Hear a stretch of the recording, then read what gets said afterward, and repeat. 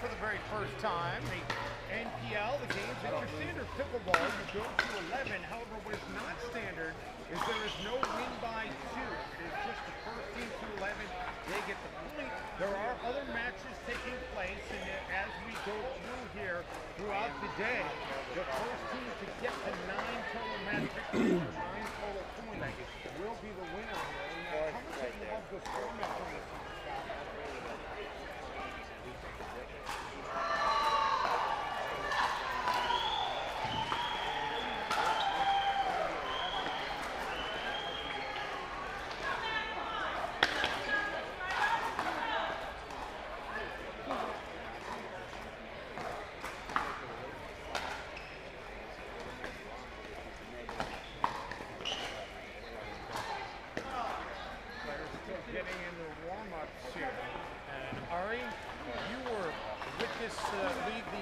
Season, every stop along the way.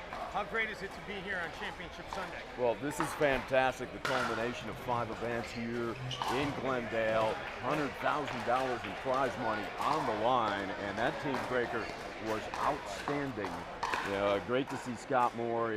He's a legend, Hall of Famer, and he's been such a big help all season long. And right now, this is going to come down to the wire.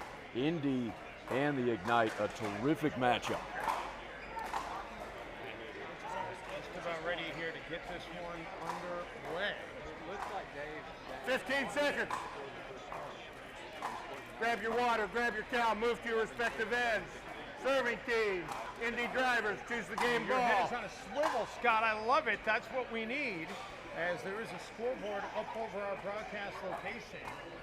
Yes, sir. The other 2 points looks like a split. Let's go, players.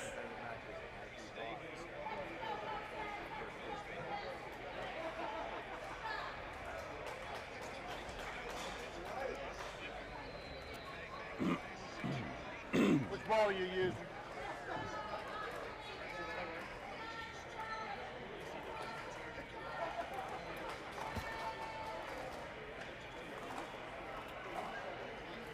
Receiving on my right, Austin Ignite. Serving on my left, Indy drivers. Chicken and pickle 2 athletes to 11, Glendale, 1 by 1. Arizona, and Game we're 1, ready to time get our in. First match on 0-0-2. Court underway for the Super Bowl, if you will. And Christy Damaraki will start it off at 0-0-2 in the near court alongside her teammate Rich Thunder Lopez. But the first noise is made by Jose DeRisi. Don't want to leave it high. 0-0-1. 0-0-1.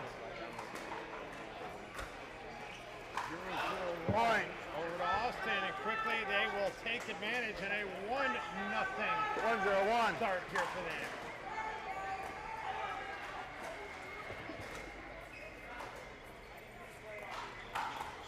DeRisi with the lob. And then that return. Nice job tracking it down, but unable to keep it in bounds. Yeah, Rich Lopez is known as a lot of 2-0-1. 2-0-1.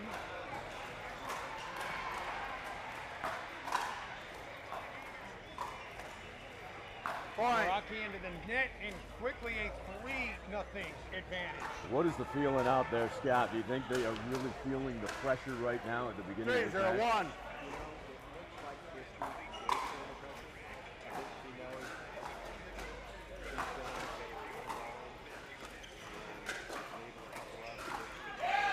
Point.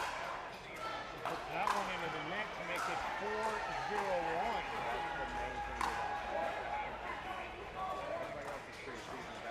Yes, sir. She's 4. been handling pressure her whole life. I mean, she's been a high level at racket sports since the age of 7. 4-0-1. Massachusetts state champion as a youngster. Played D1 tennis at Boston College.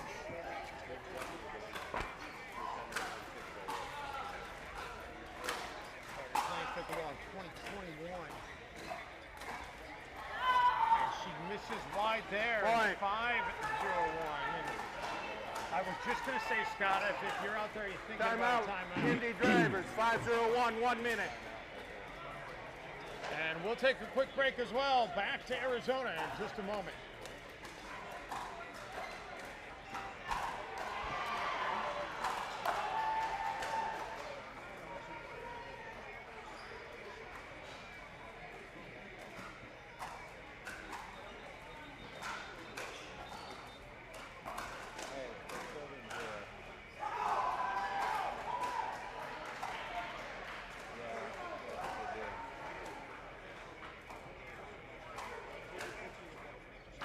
Welcome back to Arizona, and let's 15 check in with the seconds. third member of Indy our drivers, 0 timeouts remaining. Austin Ignite, 1 timeout remaining. Churston with us here today. Churston? Time in. 5:01.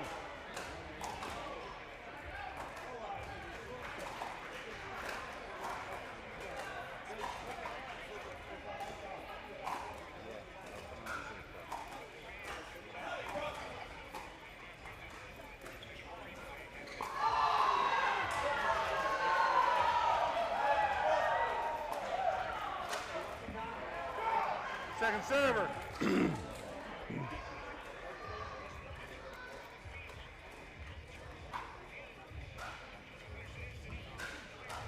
Five zero two.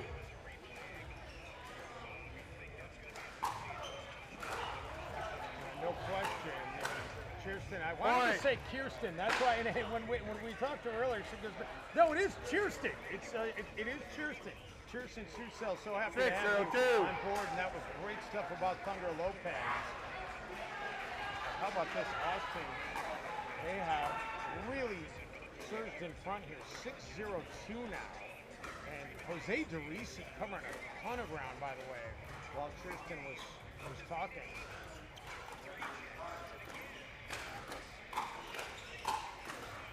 DeRisi adding to the resume right there, at least for this game. Yeah, tough to take him straight on in a firefight, Scott. Yeah, that's not what Indianapolis wants. Yes, sir. They mix it up a little bit. 7-0-2.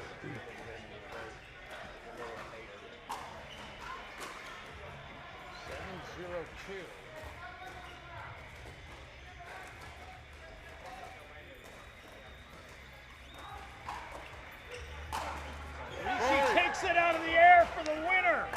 Well, DeRisi knows the scouting report, doesn't he, Moore? He was ready to get back there. 8-0-2. And perfect execution as well. Rocky Kargis got handcuffs, tried to return it, and finally the side out, but Austin scored points on 8 of 10 serves on their first service opportunity of the game.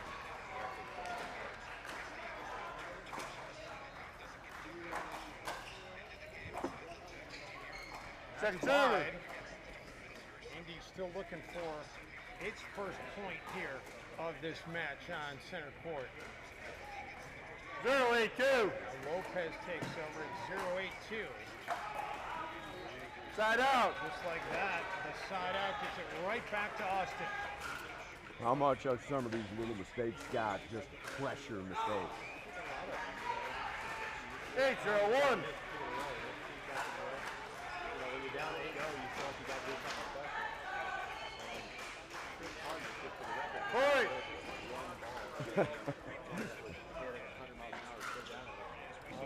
Now Austin is just 2 points away here. 9-0-1.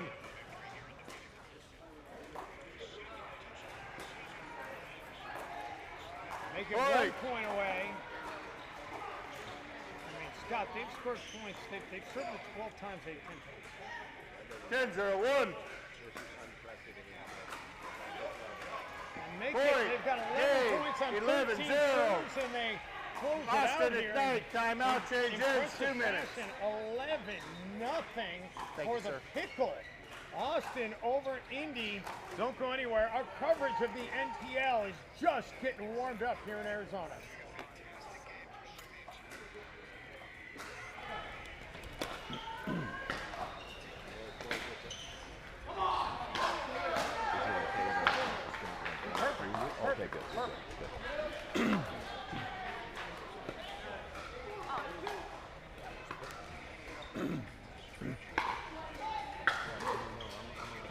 No, you guys are great.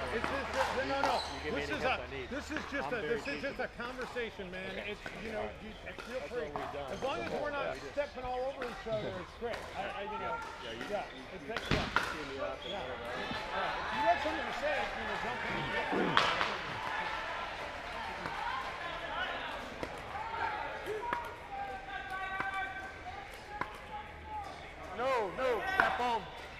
goes over there.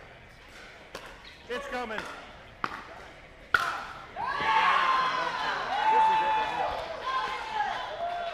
Ray, they're going to go.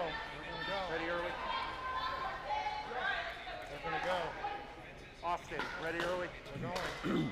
15 seconds. Well, Austin, they seize the 1-game-to-none advantage here in Game this 2. 2 out of 3 Time match. in. And they 0-0-2. get the serve to start game 2, so at 0-0-2. And Right out. finally, Indy will get a chance here to see if they can take a lead for the first time in this match. Scott, are they going to 0-0-1. make changes, or is it more just like settle down and just play your game? You know, when you get lead 11-0, I think you relax a little bit. You go, hey, you got nothing to lose. It can't get any worse. Second server. Look at being more aggressive. I think first people try to get a little softer. And they're just going to try to 0-0-2. always have a plan B and pick Point.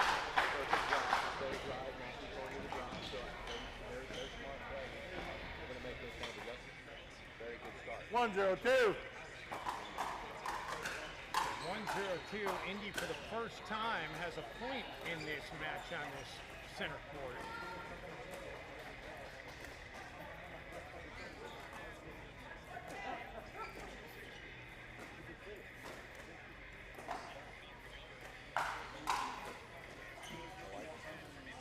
Great play for the lob there. DeRisi was ready for it, and then the backhand by Lopez.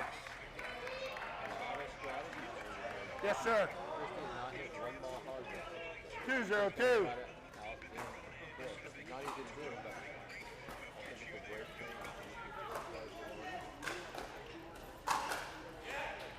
Well, Carr just handled that lob very well, didn't she? It set it up for her partner, DeRisi.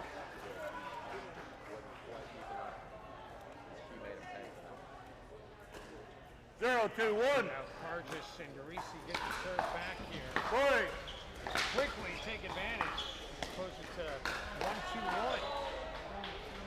1-2-1. Tamaraki coming off also the APP Dallas 1-2-1. Open Women's Gold Medal title. She played with Kim Kessner.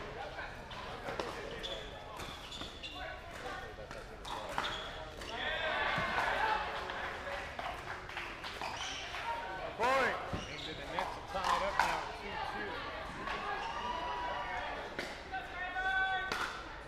2-2. 2-2-1. DeRisi from that baseline. There's the power and the touch, and then have to take Second that one server. out of bounds and move it to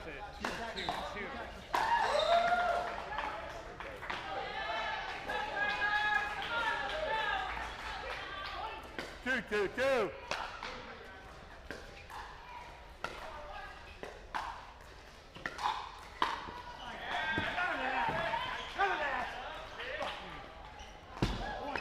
Side out.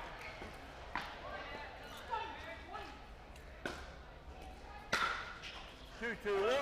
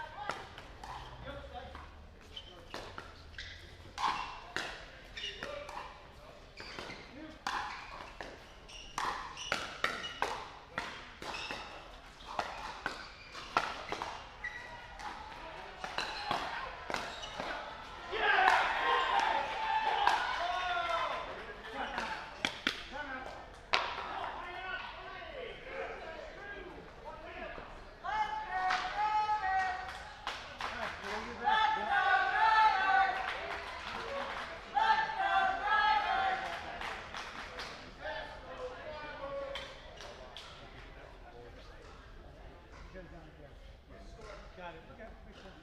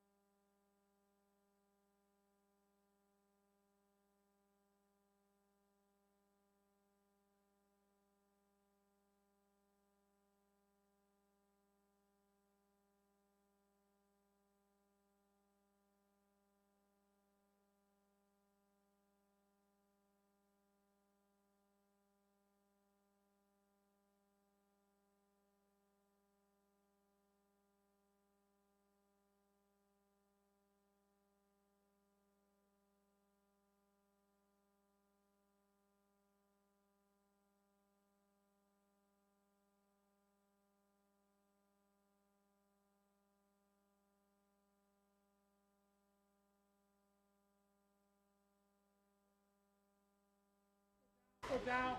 Getting away. You only have so many chances. That doesn't help. You get the feeling Lopez started to think he has to do maybe a little too much, Scott? I think so. He might be pressing home. Those last two misses were fairly uncharacteristic of him. That was the worst case scenario for side out. 10 straight serves without a point for Indy. You don't win doing that.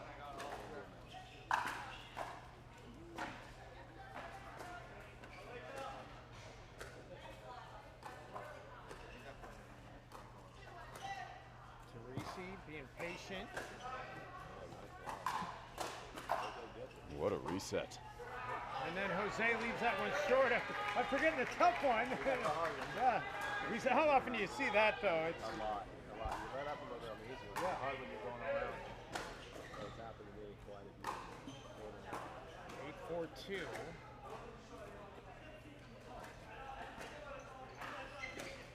The ATP attempted by Cargis, well defended. And then Cargis the backhand, that's going to go out. That was one of the best points of the match, Ari. Especially if you're the Austin side. Maybe that'll get them going. We'll see if that can lead to a few points here. Yeah, Cargis terrific. ATP right into the sports sync sign, but better defense by Lopez. 4-8-1. Wow. Oh, nothing that Zamaraki could do with that from Nerisi. Yeah, Chris took that so early. Didn't have any backspin. Put it on it. 50 popped it up. Point over. Now 11 straight serves without a point for Indy. I mean, you've got to end that drought here.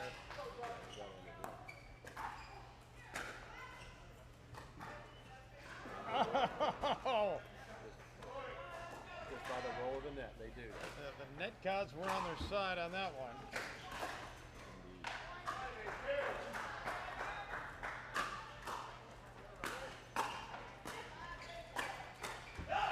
Derisi, that one is returned long.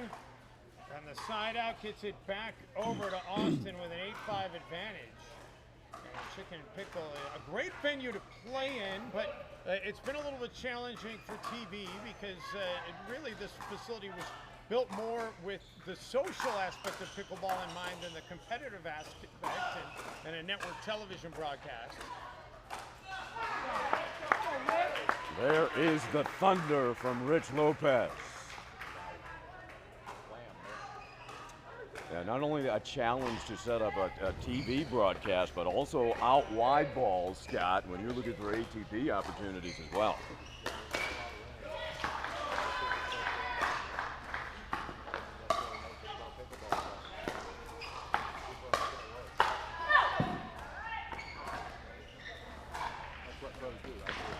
And no doubt it'll be bigger and better next year as well. How about the communication there? Yeah, Derisi roared so loud it actually pushed Cargis back off the court.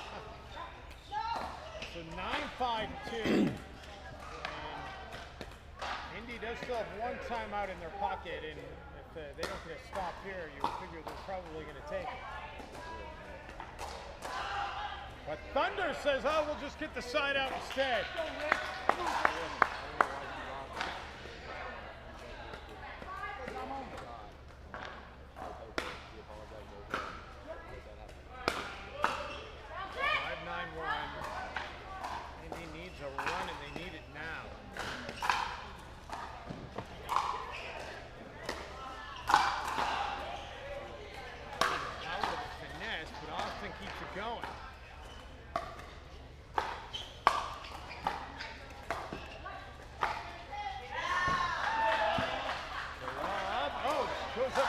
Does Damaraki, and then Derisi with a return.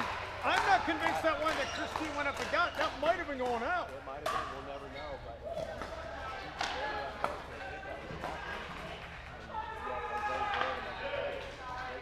Yeah, Jose hits a perfect shot right on the sideline. Jose's been dialed in this entire contest.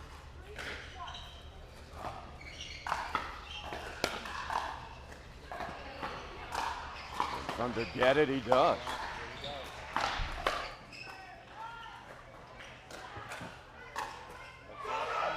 The Derisi power shines through again. And there is the first so good we've heard from Jose DeRisi. He's feeling it now. When he starts letting the so good out, you know he's on a roll. Time for a timeout. Start to it.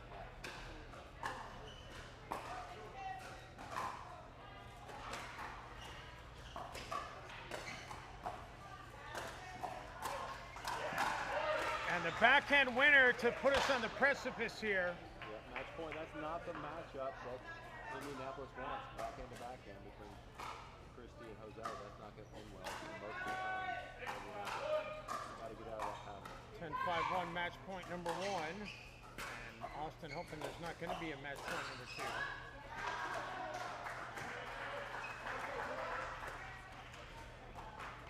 2. Getting into that backhand there. But smart by Damaraki. Scott speeds it up towards Carges rather than going back to DeRisi. Yeah, smart play. Get a high ball. Hopefully you get it. Match point number 2. Manage to attack the person closest to you.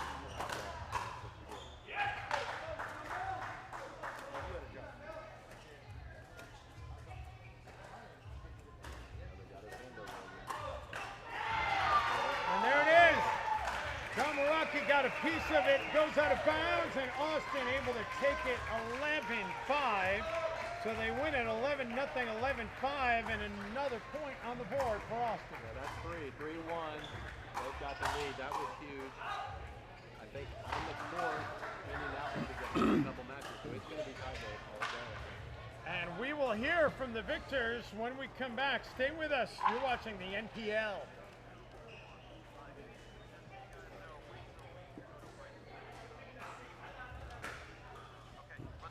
You guys need a snack or anything?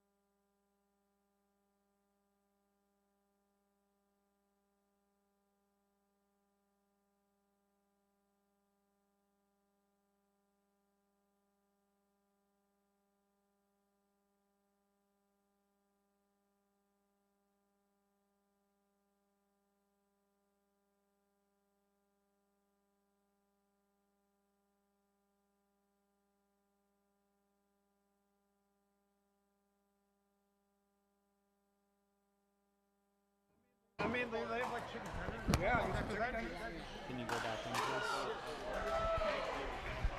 Okay, go. Try.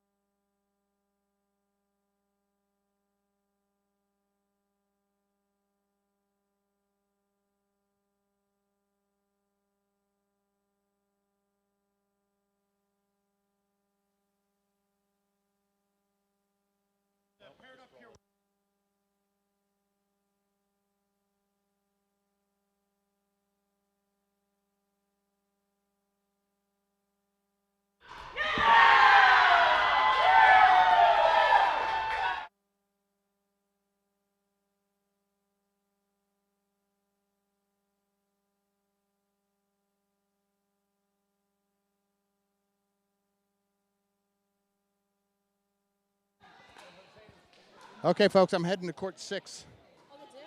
We have CBS Sports doing the main court, but now we have the real pros doing the side courts. All right, so we're going to check out court 6. I'm going to do some play-by-play. My producer will tell me when something exciting has happened on another court, but let's check this one out. We got a good live stream going. Yes, but it's very faint.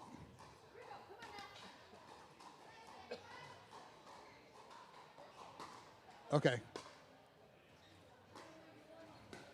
Okay, the Ignite just served 7-8. We'll find out which number server it is. So we're serving 7-8-2.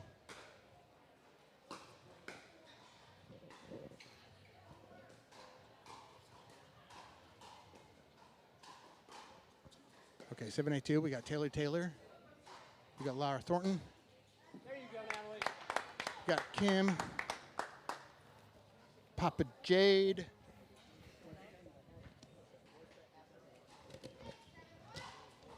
Okay. Jade serving 8-7-1.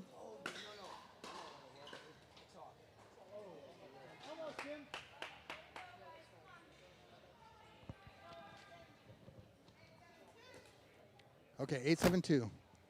Indy drivers to the Austin Ignite. This is the championships. These are the lower pods. The main tier 1 pods are on center court, but some of the best play is on these side courts that we're going to show you. And it's 7-8-1.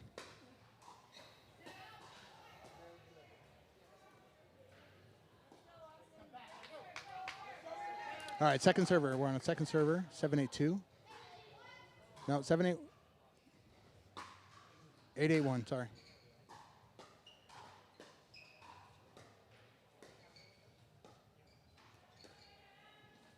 We're in the cat and mouse game. Jade goes around the post for the Ernie. She tries to check out the Ernie, wasn't there.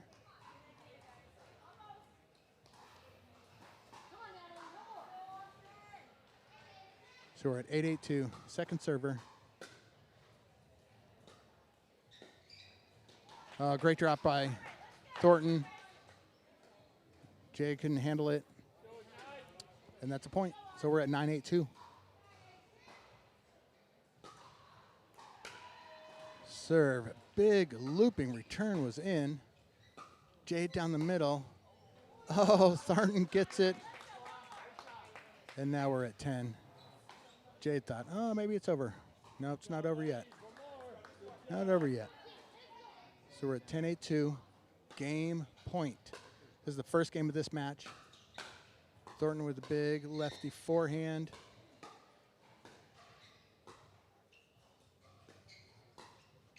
Kind of a misdirection for Jade. Oh my, Thornton switched hands for the overhead. Hits a winner for the Austin Ignite to take game number 1. Game number 1. So we play here the best 2 out of 3.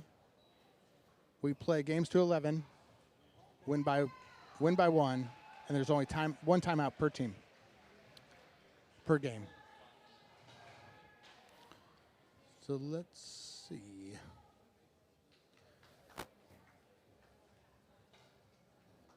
We're going to stay on court number 6. We're doing a transfer. They switch sides after each game. If they get to a third game, they will switch sides at 6. This is the NPL Championships.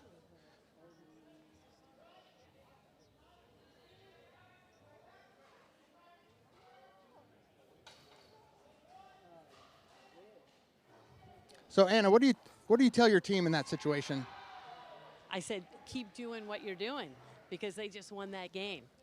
So it's obviously working. You just keep doing what you're doing. What you're doing. Keep it up. And go Ignite. Just keeping things positive. Shine bright. Ignite. This is the joke of the day. Anna, you have your key? I need you to ignite my paddle so I can drive and I cruise control. That's Tao Tongbo. You have your key with you? Here we go. Ignite my paddle so I can drive and be in cruise control.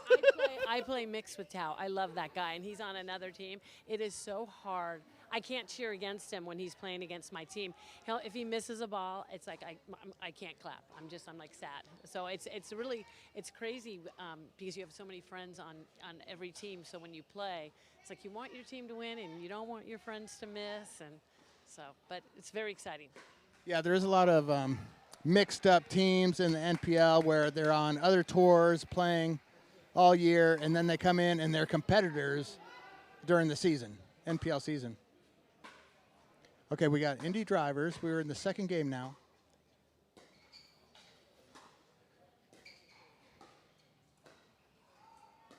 So we're in the dink battle. I call it the cat and mouse. Taylor with a nice backhand dink.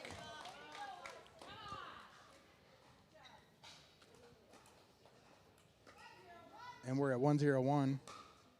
Austin versus Indy. Oh, must have maybe had a little spin on that serve. She couldn't handle it. Shaw didn't get it.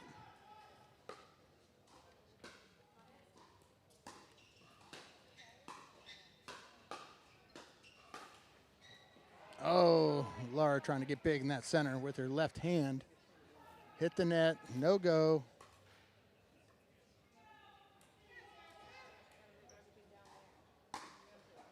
(2-0-2). Taylor, no go. Maybe a little miscommunication on that third. So once you're not committed, it's really hard to make that shot. Okay, 0-2-1.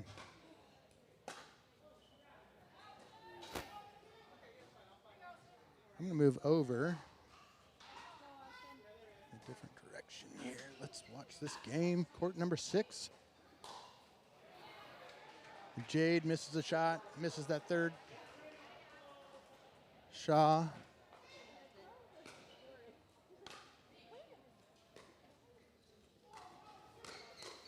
Oh, big right hand by Shaw.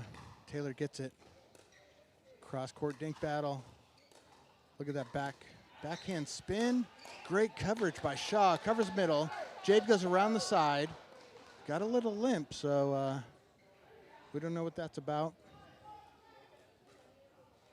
Listen for the score. Okay, 2-1-1.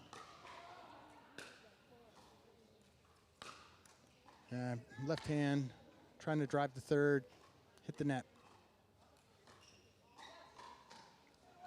2-1-2. Austin Ignite to the Indy Drivers. Taylor with a drop shot. Oh, man. Couldn't handle the cross-court dink by Jade. Nice power. When people turn around and do a forehand instead of a backhand, they can put a lot of top spin on it. That was a great shot. Nice drop. Power fourth. A lob. Thornton with the left hand over the top shot.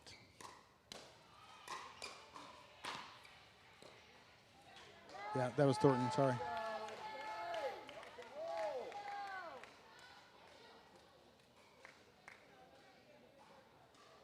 All right. So with the new ruling, the referee can put you in the right position. It's not a fault.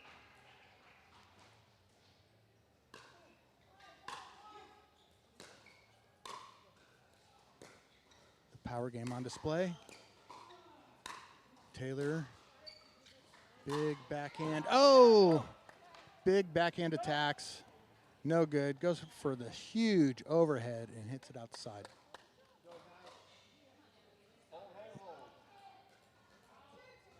Okay, 2-2-2. I'm listening to the ref for the score. Drop to Thornton.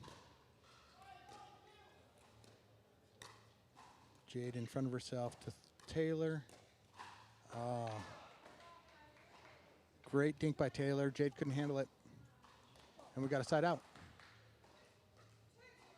2-2-1. Big serve by Thornton. Comes up with a strong third. Shaw ends up hitting out the back. And we have a point for Austin. 3-2-1.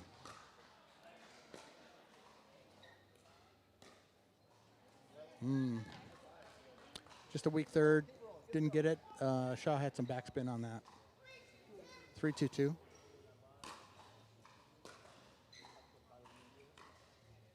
No, another missed third.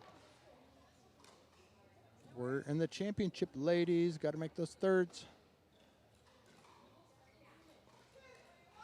2-3-1. Maybe during a timeout, we'll get an interview by one of these Indy driver coaches. Natalie Bagby is sitting courtside. Tao Tongbo sitting courtside. Got Jennifer Dawson courtside. Got Linda Thompson courtside. We got Grant courtside.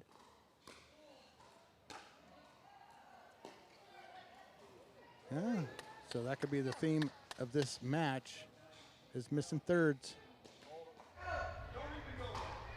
3-3-2.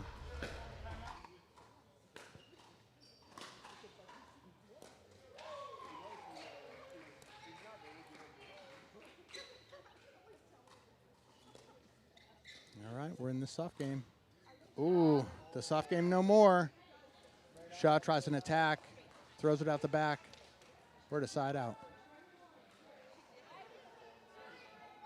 3-3-1. Got Chris Carr just coming over to watch. Watch her Austin Ignite team. My favorite part of this game is the soft game. I have my dink by number system. Oh, goes for a lob. We call that one a slob, which is a blank lob. That just gets rocketed back.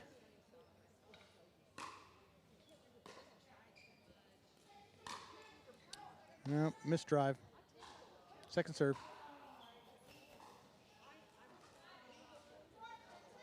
4-3-2.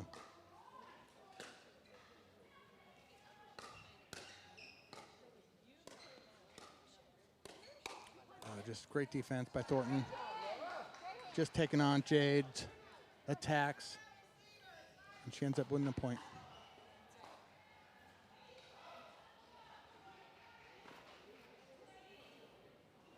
All right, let's see. So Grant, what do you think about your team here? What's their chances in this match? I think, well, we got the first game, and we got the momentum in this game, hence the reason for the timeout, right? So I think I like our chances. Awesome. Great advice by Mrs. Grant here from the Austin Ignite team. We have different people ringside from different teams, but a lot of people play with each other on different tours, so they're all friends. So we have 15 seconds left in this timeout. Let's see what Tao said. So, Tao, what advice did you give your team there? Well, I said there's a lefty and a right-handed, and if both of them cannot dink with their backhand, so play short backhand, and when they are not stacking, that's when you go middle and just play like classic pickleball, and that's it. Classic pickleball. Hit at those backhands. Go middle when they unstack, which means they don't have two forehands in the middle. They would have two backhands in the middle. So Tao's advice is pretty much the classic scenario. Go for those backhands. Sometimes the people's backhands are better than the forehands, so you have to adjust. But in this scenario, he sees it traditional. And Taylor ripping that down the sideline. She's pretty happy with herself. She's always happy anyway. 7-2-2, I think she said. Taylor does a slow drive, then a fast drive. And now we're in the dink battle. I love the dink battle. Just the cat and mouse, the strategy, the control. Oh, Jade goes with a heavy cross-court dink. Those are tough when you can't pull it off. 8-3-2.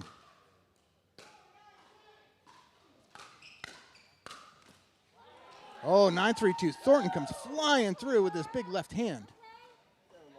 Jade can't handle it. We're at 9-3-2.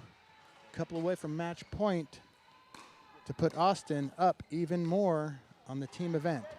Trying to put them at 4-1. Taylor misses that. So we have a side out. We're 3-9-1.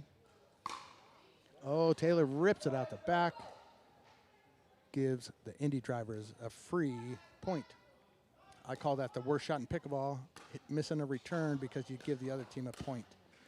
You can handle missing a serve, but missing a return is not good. Oh, I love that reset by Shaw. Great resets. Taylor attacking. Who's going to win this battle?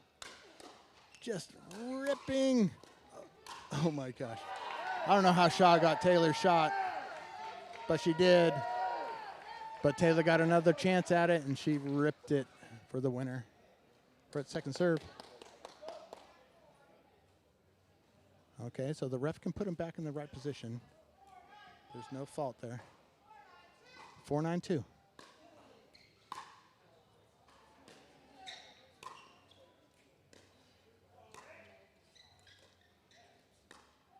So the driver's still fighting to stay in this match.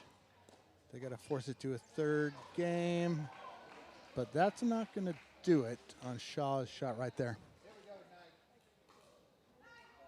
We're at 9-4-1. 2 more to close out this match. Oh, Thornton, I thought she was turning to her forehand to drive it, and she ended up hitting a high third and just got smacked. Okay, 9-4-2. Big topspin serve. Taylor with an, oh, look at Thornton going across. Poaching, it pays off, especially on a left hand. That's hard to see because you don't expect that reach. But Thornton, she was the winner of the combine on the women's side. 10-4-2. You always want to make smart shots on game point, especially match point. Let the other team lose it. Don't try to win it. Let the other team lose it is always pretty good advice.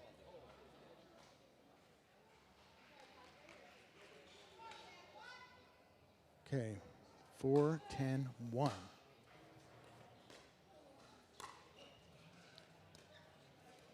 Good little drop volley by Taylor.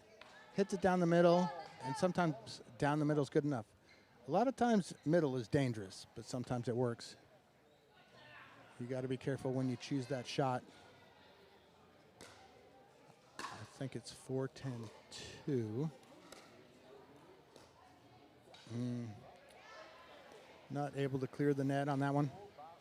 So we have another match point by Austin Ignite. So I see that the Indy Drivers scored another one for their team. But if Austin can, oh, that was a good little, oh, she comes heavy. Oh, Thornton just smashes it home. Great shooting. See if we can get an interview here. Move on down to another court. We don't have a, yeah, we'll just face this camera over here. Get on camera.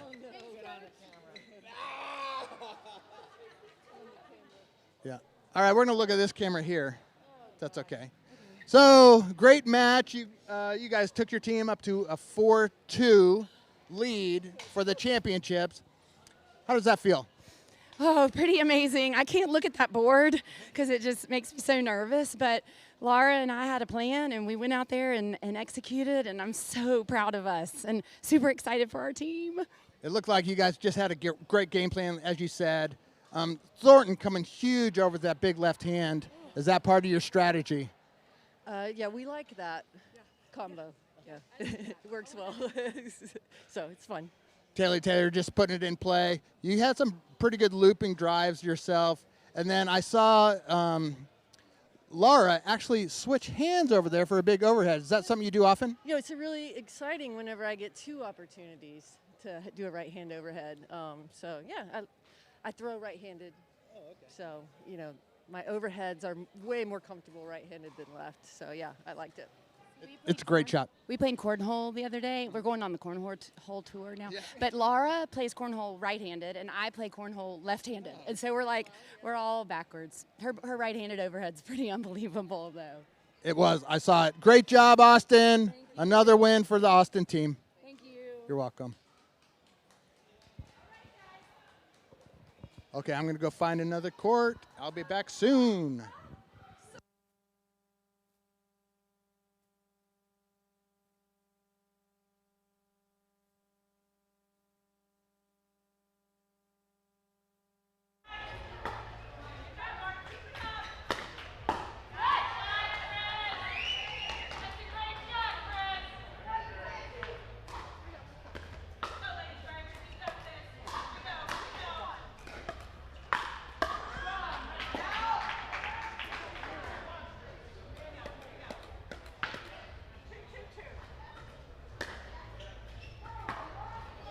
All right, we're down on court 10. So we're going to check out the excitement down here. We have a women's match.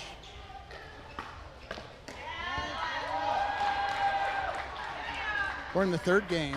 Drivers are up 2-0. They just got the ball back. Okay. So let's check out the action. Great drop by Rollins.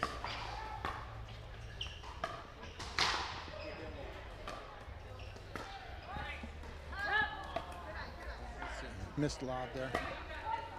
Let me check my sheet.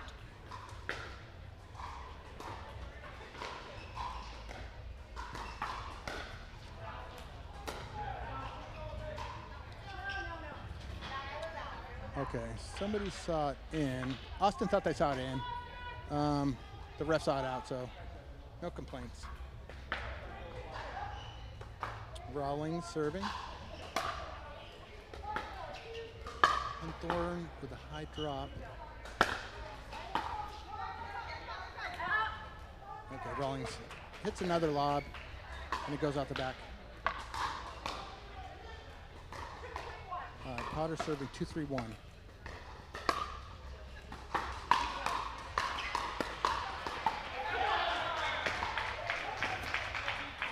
Okay, a couple of great backhand dinks. Another lob, a short lob. So just like the last court, we call that the slob, the blank lob. It never ends up well. think we're 2-3-2. Oh, big drive. Big drive by Kessler. Hits the tape. No go. Side out. 3-2-1.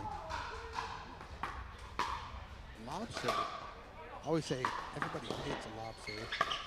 Oh, look at Henthorn getting in there. Great drop by Rawlings. She's a character. She's fun to watch. Very exciting. Another lob serve. She has a pattern. She's putting it up in the lights. Part of playing indoors.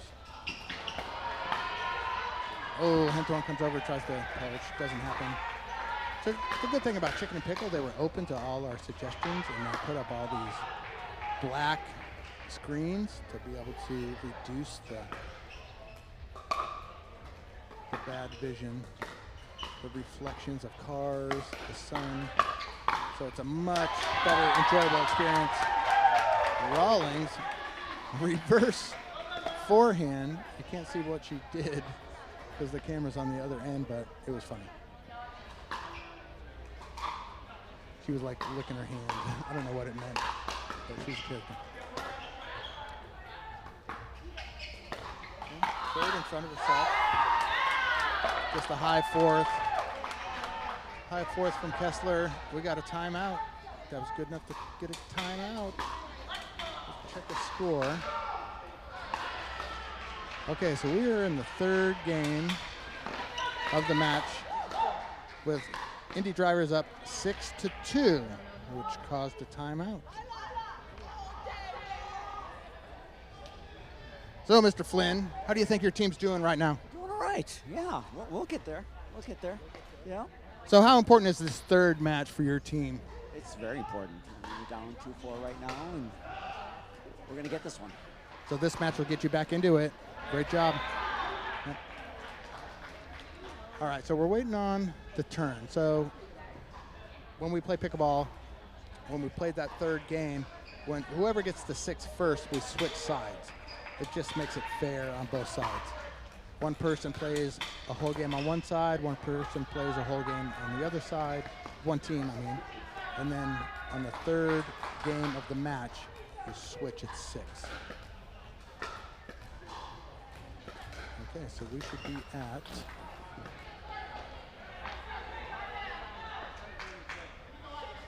(6-2-2). Henthorn serving to Potter. Oh, sometimes just that pause. You have the momentum and that pause. Get you to miss that third.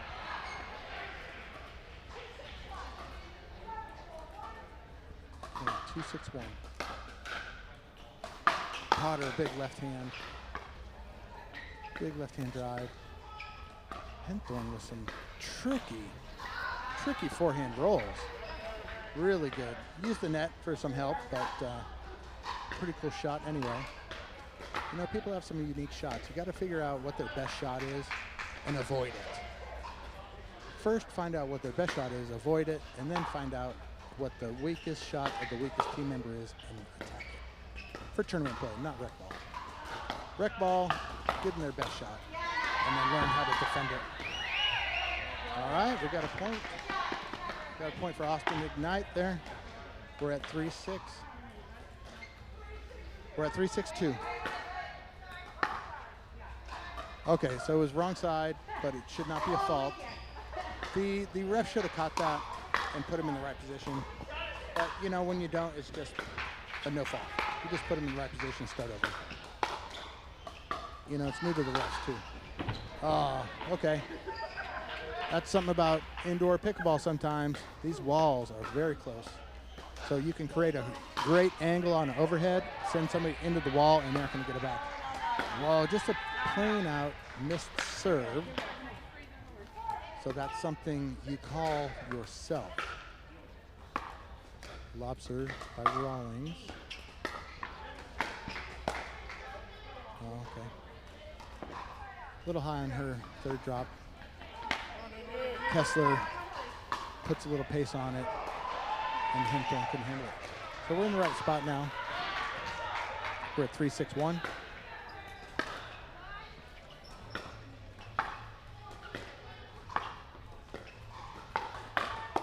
Rawlings. A good forehand.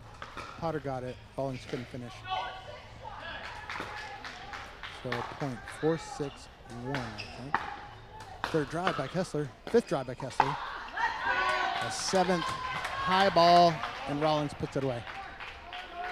So we're at the second serve. 4-6-2 in the third game in this crucial match for the Indy Drivers to keep it within one of the Austin Ignite. Right now, Austin leads 4-2. But we have a side out. 6-4-1. Great serve in the corner. So we're going cross court to cross court, and just a little wide on that lob. We're on second serve.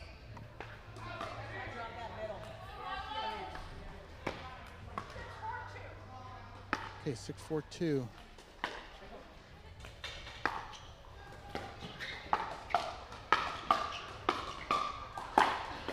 Big aggressive shots. Yeah, Rawlings has a unique reverse forehand. People call it the scorpion or the tomahawk. I'm not sure which one. 7-4-2, they got a point. 7-4-2, lob serve. Using the visuals to her advantage, the lighting. Henthorn goes, grabs that down the middle, grabs another one, another lob. She's just going to keep throwing these up until somebody gets something. Oh, yes. Rawlings, great get. Oh, goes for the drop to get him up to the net. That was the chance to do it. She just left it short. Side out. –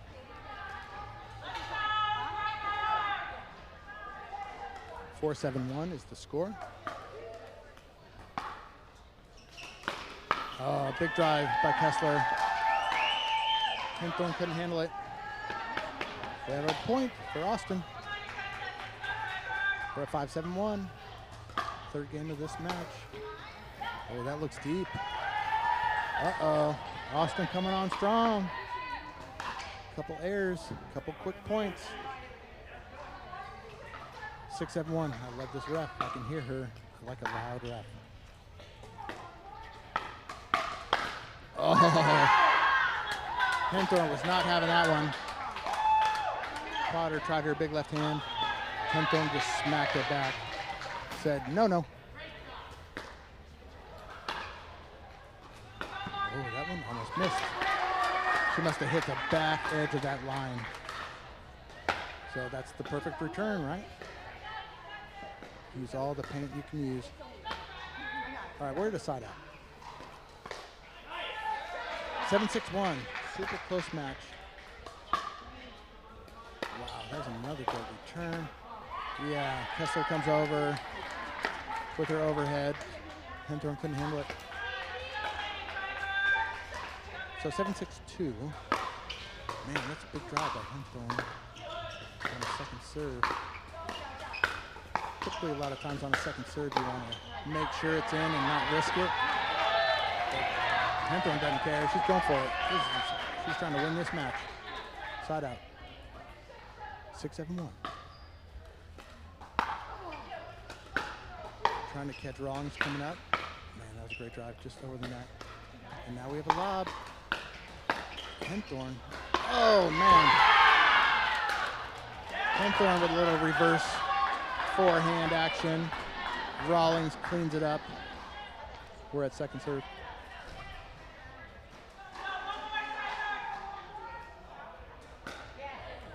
Oh, they called it out? Wait, I'm not sure what happened here. Okay, so they didn't, I mean, the crowd is pretty loud here. So the ref did not hear the call, but yes, they called it legit. They called it in. So we're at 6-7-2. I love the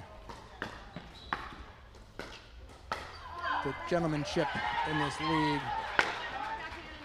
The womanship, the gentlemanship, the honesty.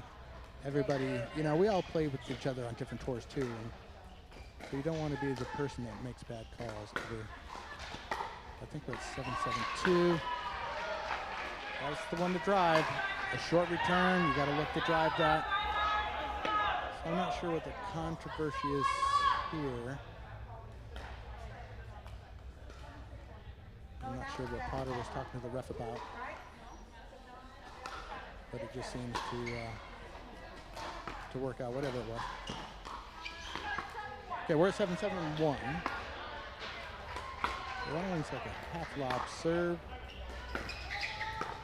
Coming in, that's pretty high. Hinthorn tries to save it. No dice.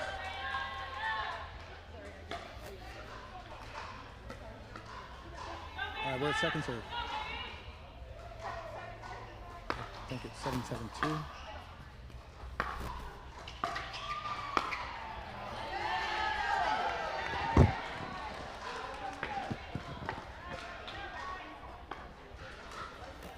So if we hear a little scratchiness, maybe I'm too far away, but my battery is good. So maybe I'll move closer to the main area. And we're at 7-7-1, Austin.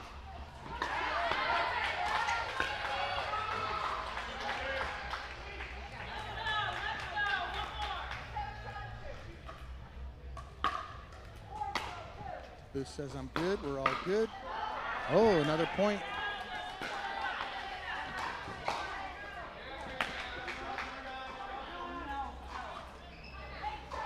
Eight, 7-2. Austin Ignite called back into this match. Man, big forehand by Kessler. Hinthorn's gonna rip that one. Looking for another one. Look at that angle. Man, that was great. Sort of side out. Great angle, throws it out the side, impossible to get.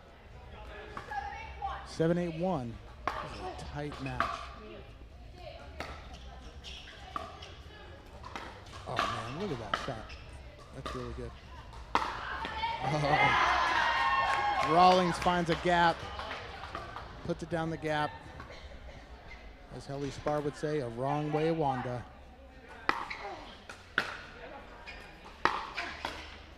Oh, that was a delayed reaction.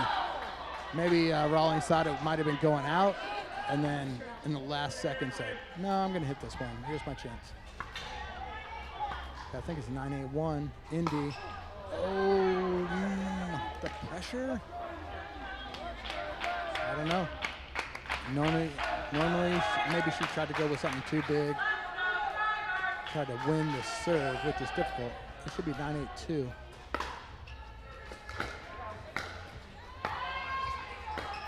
Oh, what a great. We're on a side out. She just laid that paddle open and sent it out the side, right behind Rawlings.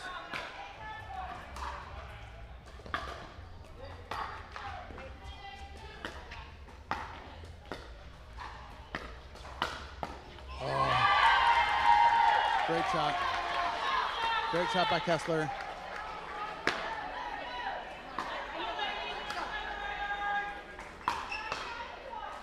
I think it's 9-10-1.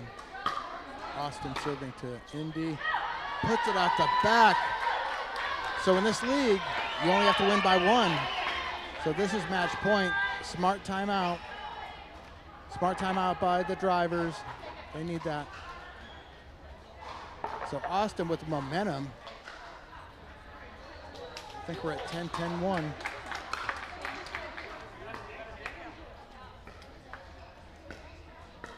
We're at 9-10. Okay, 10-9. 10-9, Austin Ignite. Okay. I thought I was hearing 10 from the ref, but I had to go up to the scorekeeper and check their pad. They keep computer-generated scores that update onto the main board. But sometimes you just can't hear the ref if it's too loud. I mean, with only two teams competing here today for the championship, they kind of load up the fans, and then it gets hard to hear. This is a crucial point. This is a match point to put Austin up 5-2. The more they can stretch their lead, the more comfortable they're going to get, and probably the more aggressive their player's going to get. And that's hard to beat, an aggressive Austin Ignite. They were the #1 team in the regular season. Here we are, match point.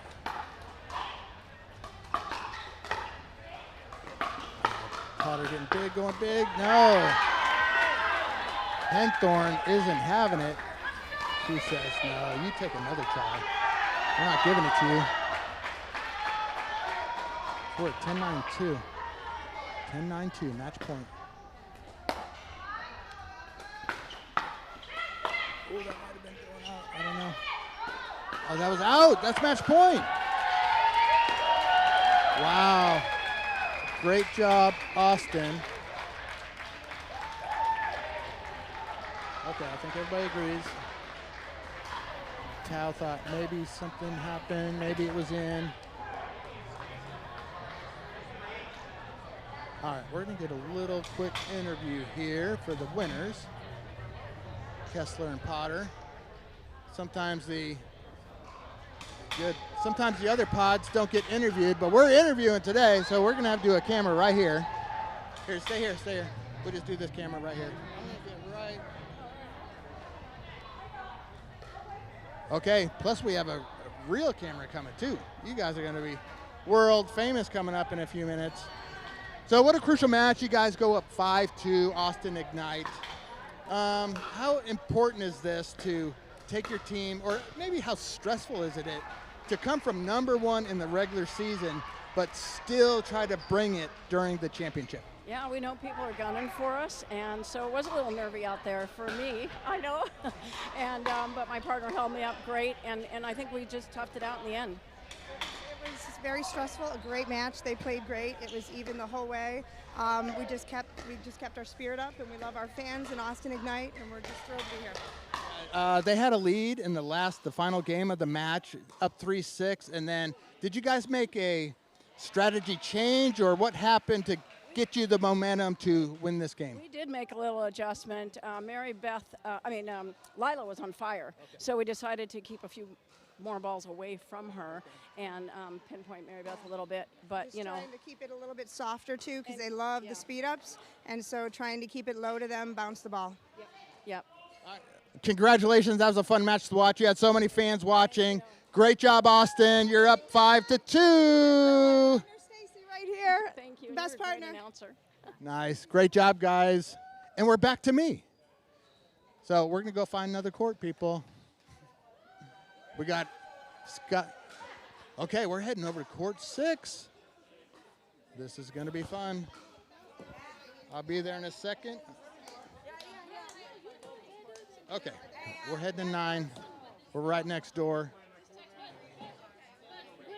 All right, let's see who's on 9. This is kind of fun for me. Everything brand new.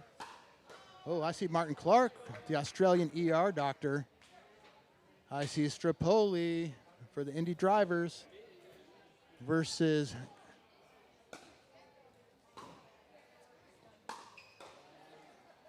okay, we got Yarbrough and Hedberg for Austin Ignite. They won the first game, and they're up in the second one.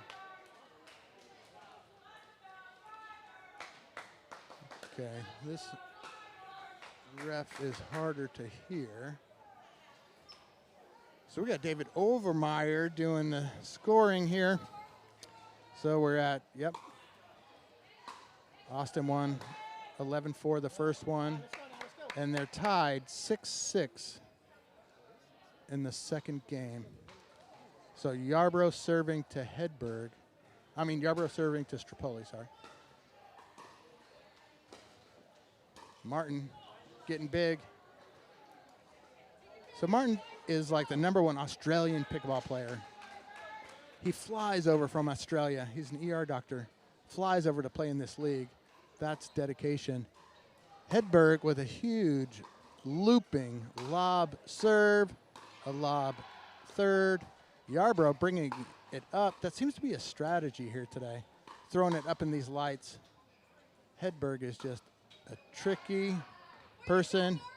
Yarbrough thought it was in. Clark called it out. She's asking for the ref. And the ref couldn't see it. The other ref confirms that she cannot overturn it. I personally saw it out, but I have one of the owners said yes. It felt out. She said it felt out. And sometimes that's part of it. I mean, you can't call it feeling out when you're on the... Yeah, definitely out. The ball doesn't lie, right? The ball doesn't lie. Okay, so we're able to correct in the new ruling. We play USAPA rules. The ref can correct yourself. Hedberg is just so big and long in there and just has power from any direction. He was part of the winner of the combine in the second pod.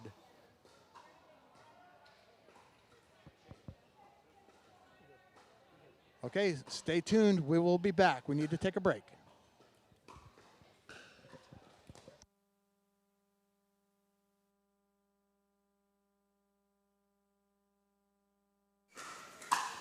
And Crandall with authority. Yeah, Rich left that high in the middle, Dave.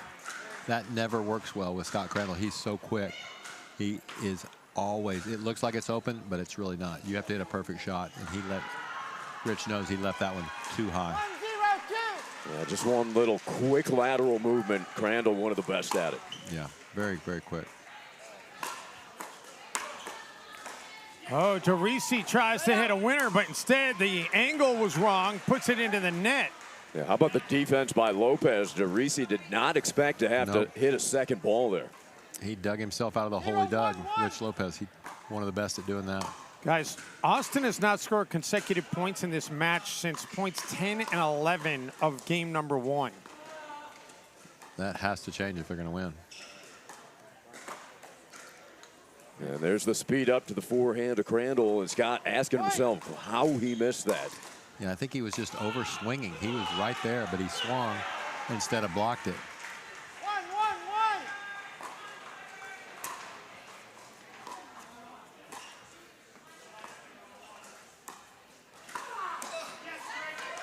And now Indy forges ahead.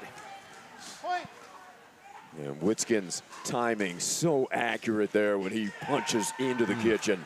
Great speed up, right to the forehand side. Jose sitting on his backhand. Scott Crandall tends to sit on his backhand, so that's a good place to speed it up on their forehands.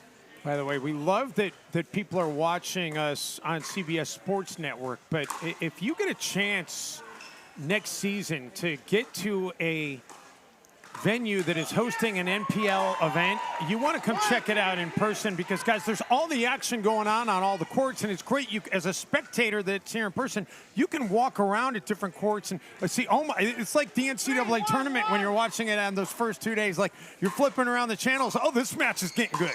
And you can walk a couple of feet just to see what is happening. Absolutely. There's nothing like being here. Seeing it live is really impressive.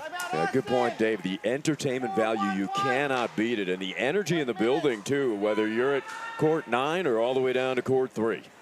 And 4 straight points by Indy has prompted Austin to use a timeout.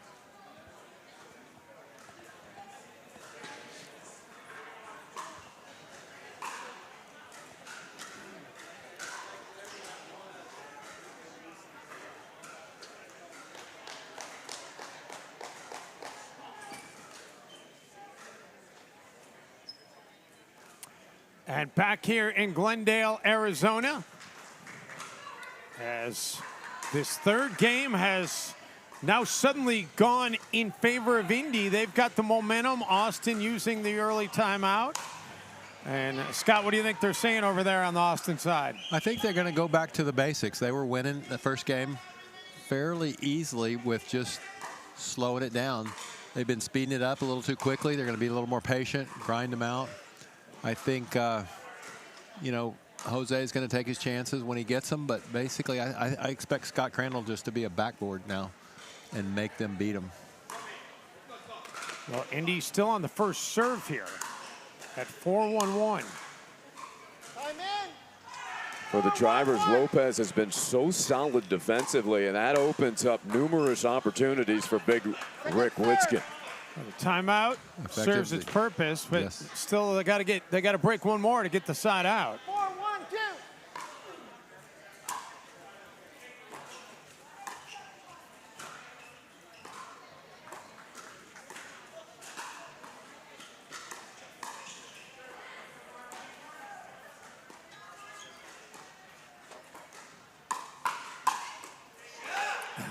Crandall hits it in a spot where Lopez couldn't do much with it. Yep, he was ready for that. But to your point, Scott, patience led to that opportunity. They did. They set it up very patiently and waited till they got the right opportunity. Great pickleball point. Structured point by Austin. Missed opportunity there. Is that one well long? Yeah, that's the kind of return you want to drive, but he got a little overly excited, and Jose pulled it into the fence. 1-4-2. ATP, and that will not get past the post. A sharp angle on the backhand slice by Crandall, and not another option for Lopez there, as he was taken well off the court. That was his best option. He was staring down the post. The ATP is great when you're trying to make it happen. When you have to do it defensively, not so great. Not so great. That usually doesn't work out in that situation. And Scott Crandall saying, hey, there's something that has gotten on the ball. He's wiping it off on a bag. I don't know if that's going to work. There's got to be a towel around here somewhere. Maybe there's a towel in the bag. Yeah. No idea what got on the ball, but he seems satisfied now. Well, they say the fun spills onto the court here at Chicken and Pickle, so look it could at that. be anything. Look what you did there, Ari. There you go, Ari. I like it. So 2-4-2.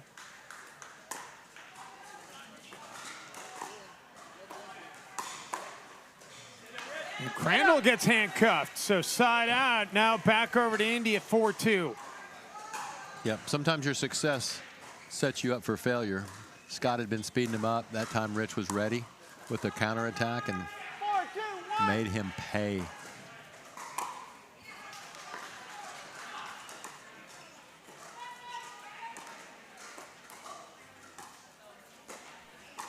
Off the net, Derisi caught up to it. Wow. Great resets by both sides. And then that's the way it always goes. We talked about earlier. You hit the tough one, and then you get followed up with an unforced error. Just let that one get into his feet and couldn't pull it out of his toenail. There's 9-all over on court 9 in the second. A battle. That is a must-win for Indy. As is this one.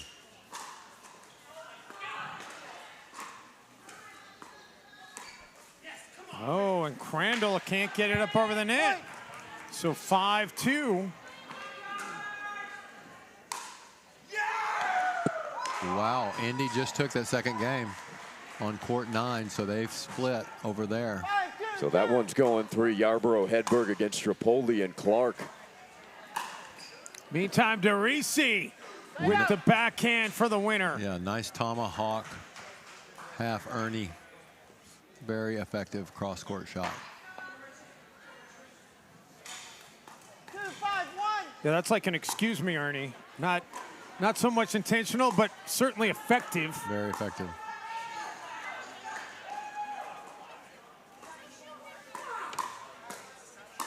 Ooh. Oh, boy. Rick got away with one a little bit. Yeah, I think Teresi was a little bit sure, should I hit it, should I not hit it? And he hits it, and it ends up not being a good result. Witzkin joking around with the crowd, how off balance he was when he struck that ball.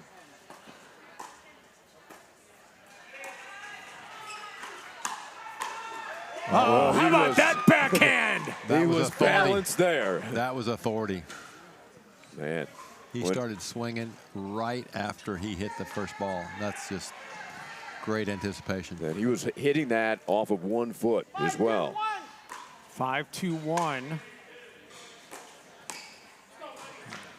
Wow, that was like almost a swing and a miss. Yeah, that was he got caught off guard there somehow. I think part of it, Dave, was that Rich got so much topspin on that ball.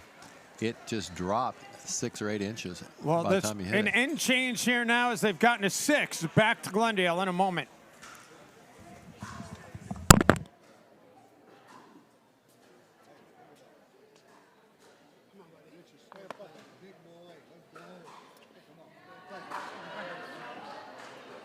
Let's get a few more points here. Let's get the 8. Good drive there, Rich. Yeah, thinking in the middle more is good because they're both full hands. Yeah, they're trying to get up and down there. We're both still running.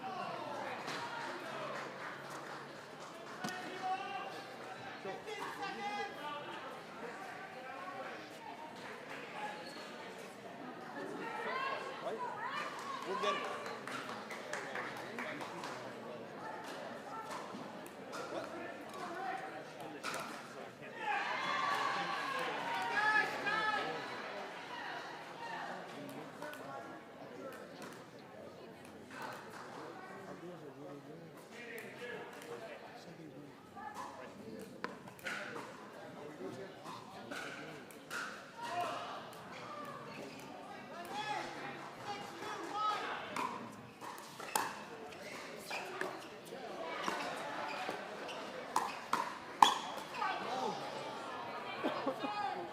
Indy with the serve here. We'll move to the second serve as that one careens out of bounds.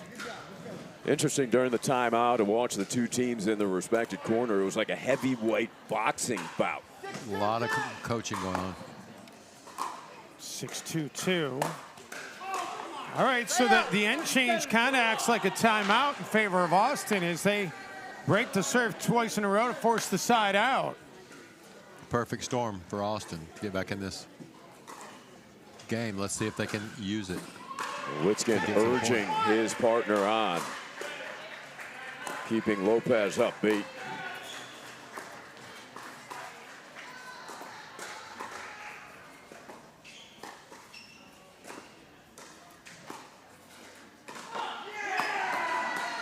Wow.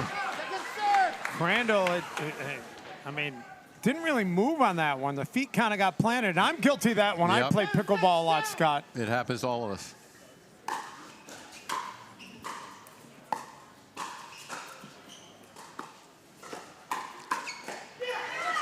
Wow.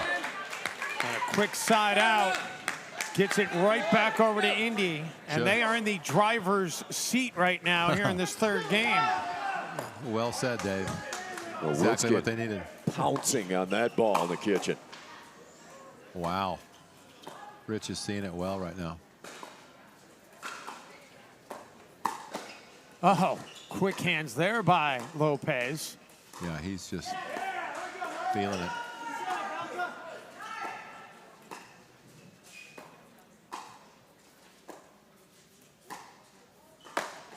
Oh! Lopez says, yeah, you want to give me that love? Wow. I'll bring the thunder, baby. Rich Lopez is on fire right now. And the leaping chest bump. Lopez so accurate with his shots at the moment. Oh. That one just short from the baseline. A little So miscommunication on that day. They both anticipated the other was going to take it. Hesitation. Yep.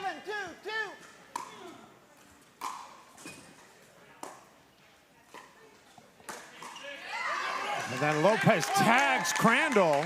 Yep, Crandall got it up, and Lopez makes him pay.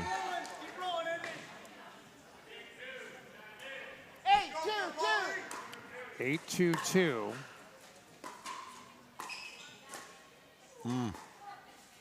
Great dig.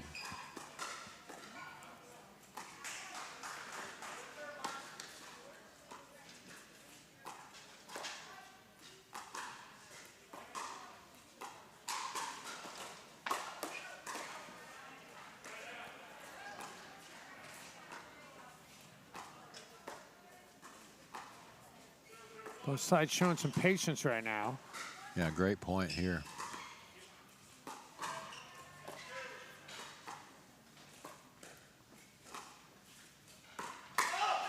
And that's going to be long.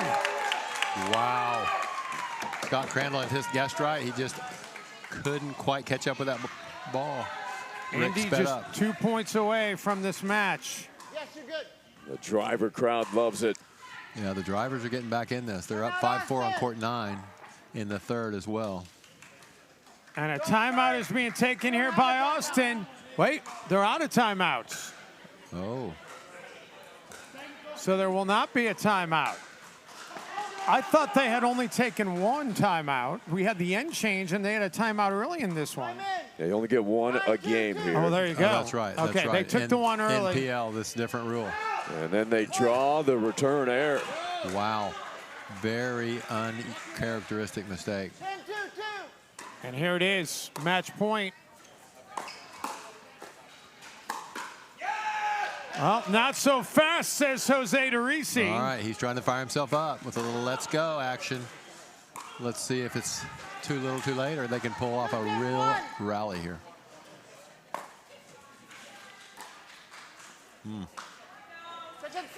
Austin has served it 13 times in this game. They've gotten 2 points. Yeah, they have just not playing as well. Could not keep up their first game. Heroics.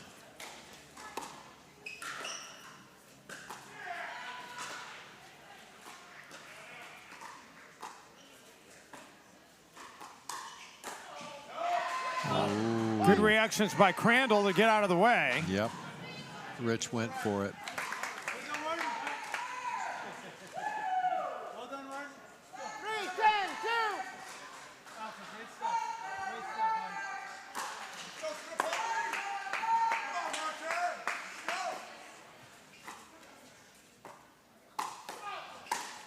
Oh, Crandall thought he had a chance to put it away, but instead just gets in his own way by putting it in the net.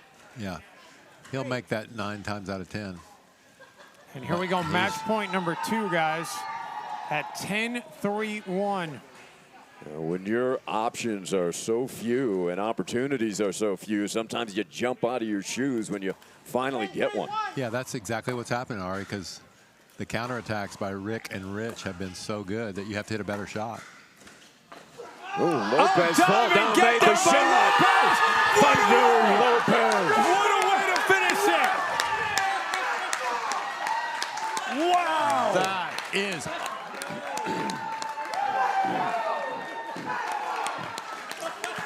Rich Lopez at his best. I've seen him go full out dive before, and he just pulled off an absolutely shot of the day, maybe the year. Let's get it right out to Kirsten Susel. Kirsten, that was fantastic.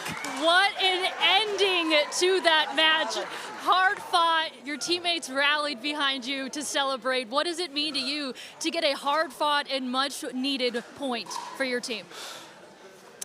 First of all glory to my Lord and Savior. Apart from him, I'm nothing. And the fact that I'm out here playing is because of him. My teammates, it's amazing. When your team is behind you, it's that energy and that extra burst that you can get. My partner stood with me the whole match. I was a little rusty in the first game. He kept encouraging me. We stayed steady to our game plan, and we executed it. That right there, it's never planned. It just happens. So, praise God for that. Rick, when your teammate plays such sound defense, how does that set you up for success and open up opportunities for you? I mean, there's no doubt that Rich has every shot in the book, and obviously I'm just looking for that ball to bounce in front of them. I obviously like my reflexes compared to anybody. You know, come on, Jose and Scott Crandall, they're such great players, and we've played them in like 3 really close matches, and I just want to, say thanks to my teammates for supporting us, and it's amazing. Do you want to throw his hat in the bucket for MVP with that play? Well, I definitely want him in for shot of the day, and I think we have a teammate that did something pretty special yesterday too, but I'm just happy the most amazing plays are happening on my team. That's always good. Congratulations, guys. I'll send it back to you. Thank you. All right, thanks so much. Back to Glendale, Arizona with more. You're watching the NPL on CBS Sports. On Court 9. Coach David on the mic. We are at 8 serving 8 in a crucial match for between the Austin Ignite and Denver Iconics,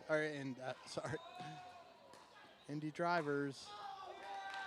And just Hedberg getting big in the middle, just doing some crazy Hedberg stuff. Okay, timeout by Indy Drivers. So let's catch up to speed. Now they're calling timeout. Do they have a timeout left? Yes. So we're just getting you up to speed on court number 9. We're at 9-8 in the third. We got Hedberg and Yarbrough up 9-8 in the third. And they play for the Austin Ignite. If they can capture this win, they're going to go up 6-3 because the Drivers just won on center court. Big Rick Witskin with his big Rick energy with Rich Lopez just beat an amazing Austin team of Scott Crandall and Jose Derisi. Back here in Glendale, Arizona, and we've got more action on this championship. Versus the ER doctor from Australia, Martin Clark, and Strapoli in a mixed doubles match. So we're at 9-8. Is it 1 or 2? 9-8-2. This ref isn't quite as loud as the rest, so I really have to listen in. Yarbrough with a great drop, cross-court dink. We're in a typical girl-to-girl ticket battle. I mean, Hedberg, he knows he's going to get big in the middle. Yarbrough knows he's going to take his chances, but that one she couldn't hang in there on. It was just too close. So we have a side out, 8-9-1. Oh, wow, Yarbrough could have pulled that off. That would have been amazing. Martin, just a big drive. Yarbrough just couldn't handle it. 9-9-1. And Yarbrough down the line. Hedberg getting into play. Look at that, Hedberg playing the whole court. Boom, big. This one might not come back. It does. They're all coming back. Hedberg finally gets the shot that Strapoli can't handle. But what Hedberg just playing the whole court. Okay, 9-9-2. Martin playing the whole court. It's a guy battle in the mixed. Whoa, what an angle. What an angle Hedberg put on that ball. Holy smokes. No way to get that. Just rips it into the sponsor banners. Now we're at 9-9-1 for Austin. 9-9-1. Looping lob serve by Hedberg. Just a casual cross-court drop. He's so long, but like fluid. Yarbrough doing her job. Keeping that ball in play. Strapoli tries to keep Hedberg honest, puts it behind him, and even with that huge reach, that guy is tall. He couldn't get it. So we're at 9-9-2. Every match is important, but this one's even extra important. Strapoli takes a big rip at it, puts it into the net. We're at 10-9-2, match point. Yarbrough's not going to miss. Hedberg gets big in the middle. Oh my gosh! What the heck? He looked at his left hand like, the paddle's in my right hand, but I look at my left hand. Wow, that could have been match point. We're at 9-10-1. Martin with the backhand. Oh, look at these angles. These angles Hedberg's putting out there. Left side, right side. Left side again. Winner.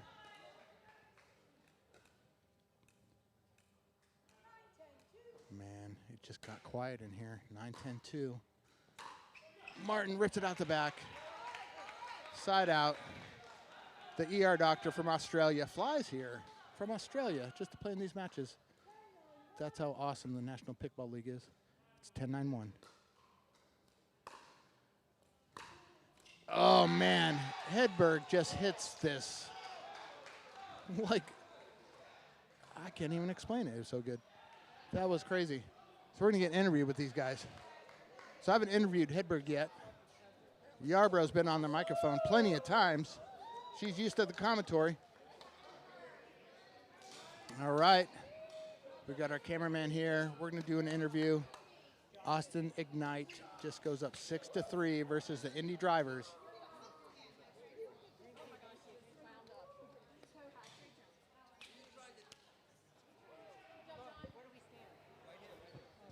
Camera right here. Okay, Amy, let's start with you. You're used to being a commentator. First time interviewing you. That's pretty cool. What an amazing match. That put you guys up to 6-3. How did that match develop? That was pretty fun to watch. That was a great match. Both teams played super solid. You know, it was a typical mixed strategy.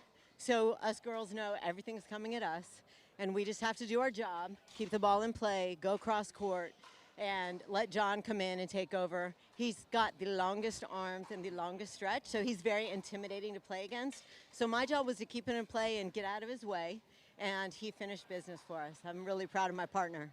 I saw that you did keep it in play. And then John Hedberg, he was one of the winners of the Combine. It's the first time being able to watch you play because I'm normally watching center court. Surprisingly, eventually next year you'll be on center court for sure. You play so big, so long. What is your thought process when you play against other teams that can also play big? Well, in mixed, it's a little different strategy. I play quite a bit faster in the mixed game than I do in the men's game. It's a lot of, as you can tell, I'm still trying to catch my breath. Amy did a great job keeping the ball down, getting it, putting some balls down that I could, poach, come over. But, again, the opponents, they really did a good job beating, getting some balls behind me there at the end. And I'm exhausted. That took a lot of guts to pull that one out because it could have went either way. And fortunately, we pulled it out. You guys, that did show guts. And then you have to play. He's so big, so long, so aggressive, such a huge presence. Sometimes you got to play in a tiny little sliver over there, but you're good with it, correct? Yeah, it's tough to know which ball I'm supposed to take and which ball I'm not, but thank goodness we've played before, so I felt a little bit more comfortable out there with my awesome partner today. And again, just really trying to focus on keeping the ball cross court, keeping it low enough, going behind him when we had the chance. And, they played awesome, so kudos to them as well. But I'm so excited for Austin Ignite because that just gave our team another win to get closer to the championship. Yeah, they're up 6-3 now. But back to you, John. Your game is so, for me, it's unique. You have incredible angles, incredible, inside-out turns. What's your background? How did you get that type of game? Well, I started playing tennis when I was about 4 years old. When I was 7, almost 8, my Christmas gift was a ping pong robot that oscillated back and forth, and it would shoot top spin, back spin, side spin, and all that stuff. So just, some of the backhand flick shots are coming from the ping pong. So I love my backhand. And sometimes I come over quite a bit. And then I try to leave room on the forehand, and the opponent sometimes thinks there's a lot more room than there is, and then I stick the paw out, and I get to most of those balls. So, just the ping pong and the tennis, that got me to where I am in pickleball today, I think. Congrats, guys. So basically, to turn pro, grow to about 6'6". 6'4". Hey, I'm short at 6'1", so 6'4" looks very tall to me. And just get yourself a ping pong robot. That's all you have to do to turn pro. Great job, Austin Ignite. You're up to 6-3. Keep on going.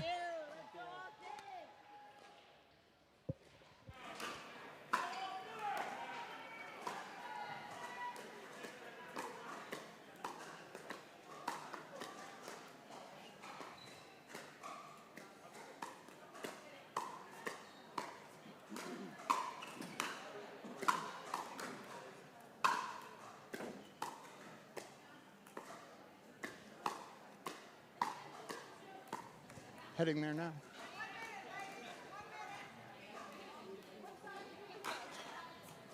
Okay, we're heading down to court 6. Where Bradley and Jordan won 11-9 in the.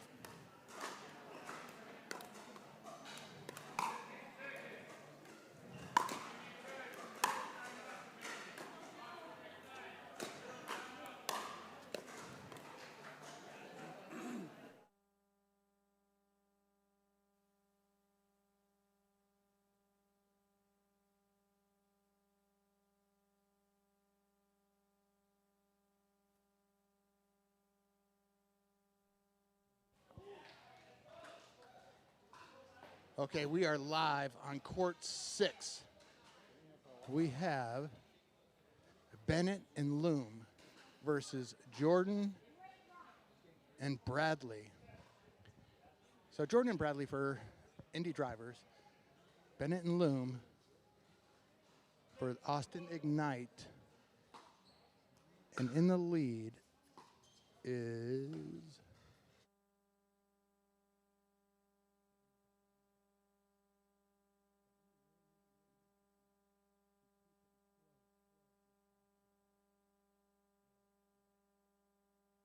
okay. Bennett comes all the way over to get that lob. Grabs the lob, but not good enough. We're at 8-6-1, Indy drivers. Great little drop by Jordan. Fantastic lob. Oh, like a no look going behind Bennett, and it just sneaks out the side.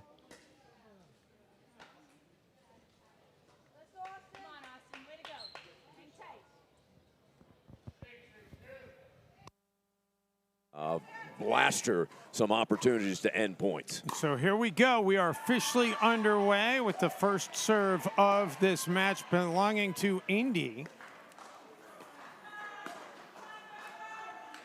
Damaraki.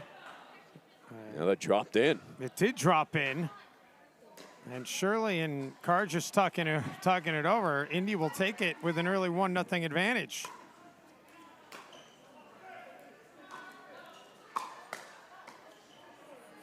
Shirley was praying that one would get over. It does not. And an early 2-0 advantage for Indy.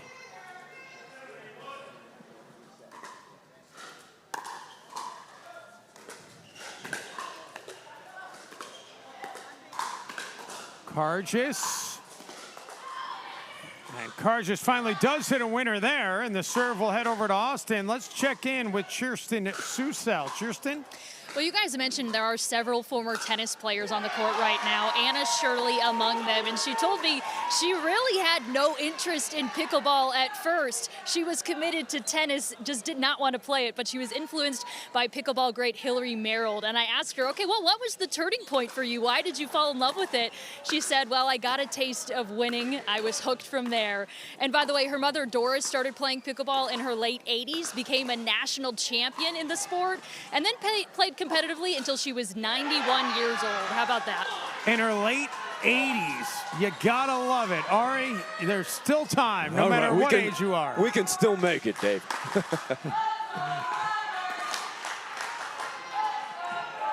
So Indy in the early lead here, 2-0. Another accomplishment by Anna Shirley. She won a national paddle tennis championship with Beth Bellamy, who lived next door to Anna for 20 years. So 2-0-2.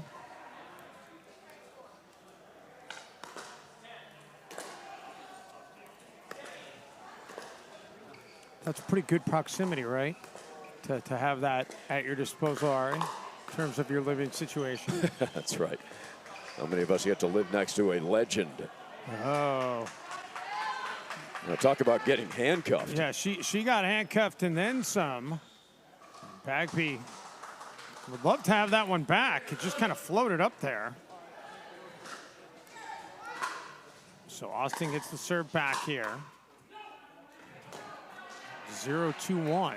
Tamaraki, great job tracking that down from that baseline.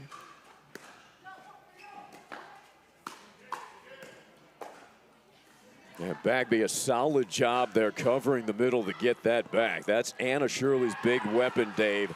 The two-hander out of the air. Cargis now will look to get Austin on the board.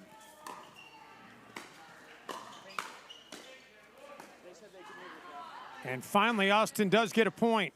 Yeah, Anna Shirley at her best, attacking in transition. She's got that ability to bring power at you while moving forward.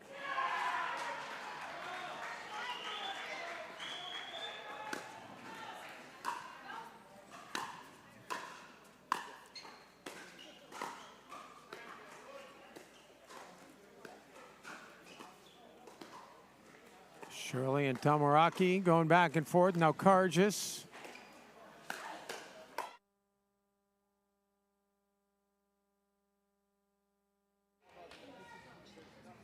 Okay, we're back on court 6. We have the Indy Drivers versus Austin Ignite, of course, for the championships. It was 9-2 for the drivers. Lob by Loom, just gets smoked by Jordan. So this is match point. No, sorry, let me check here. Yes, this is match point. In the National Pickleball League, you only have to win by 1. And the drivers won the first game. This is the second game, but with the match point. Bennett getting big in the middle. Oh, wow, took a risk on the lob. Oh, Bennett got it, but oh my gosh, what an amazing finish. Holy smokes. Wow, that was fun. What a crazy, switching, Austin Ignite, trying to catch up to that ball. Maybe a little miscommunication in the end, and it ended up winning for the Indy Drivers. I'm not sure if the main scoreboard is updated. I don't know if we're at 5-3 or 6-3, but that would be 6-4. Okay, we're at 6-4 Austin in the team match for the championships. And we're going to do an interview. Christy. Glenn Jordan and Christy Bradley. Okay, here we are. Got Christy Bradley and Glenn Jordan. So, what an amazing match. You guys just kept the Indy Drivers into it. Now it's 6-4. So they were starting to get away a little bit, but you just got it a little bit closer. What's your strategy to play against a team as big as Bennett and as confident as Loom? I just stayed down. Bennett has a lot of power, and I just stayed low and hoped for the best, and it worked out. And I just thought that last point was so incredibly good. You had them just discombobulated. Do you see what's happening over there and put the ball in the right spot, or it's just like luck sometimes? Sometimes you're just trying to keep the ball alive and make them hit one more shot and go to some places where they're not and just look for open places. And, we were down, I think, 8-1 in the first there, 7-0. So it didn't get off to a good start, but as long as we just kept the ball in play, we did okay. Had really good defense so that we were able to make them hit one more ball or two more balls. It helped. So that's kind of the strategy. If you're down 7-0, you just keep making them hit balls. Exactly. They have to finish it. We're not going to turn over. And Mr. Jordan, you have a unique story. I want to hear about it. So I didn't get drafted. I was an undrafted free agent, and so I was passed over in the draft. But the first week of the season, Austin needed a sub, so they called me up, and I got to play the first weekend with Austin, and we went undefeated. My matches, I think, were 7-1, so they liked me enough. They invited me back for the second weekend in Kansas City, and we did well there, but then they didn't have any roster spots for me. And so Indy needed a super senior, and I turned 60 this year, so now I'm playing for Indy. This is my second match with them, and it's just, it's really neat that the two teams in the championship, I had a hand in both of them. So basically you're telling all the owners, if you want to win consistently, you put Jordan on your team. Great job, guys.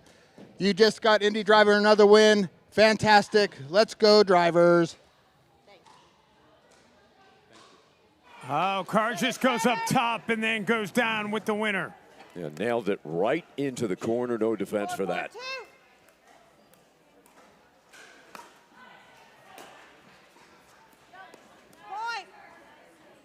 It's a good serve by Damaraki there, Dave. Really bringing Karjas in and off the court.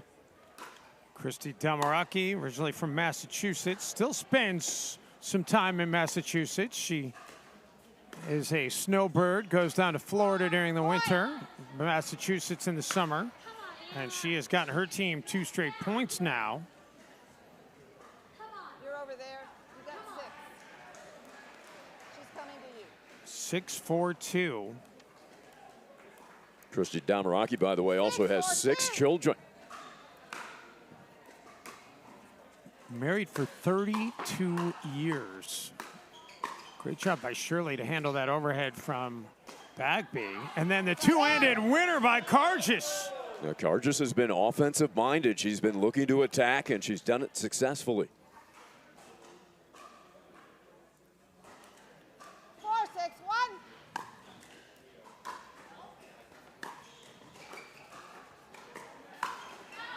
And Bagby pegs Karjas. Karjas says no problem. And Bagby apologized immediately. Karjas just could not get out of the way. 4-6-2. Now, she's tough as nails. You're not going to rattle her.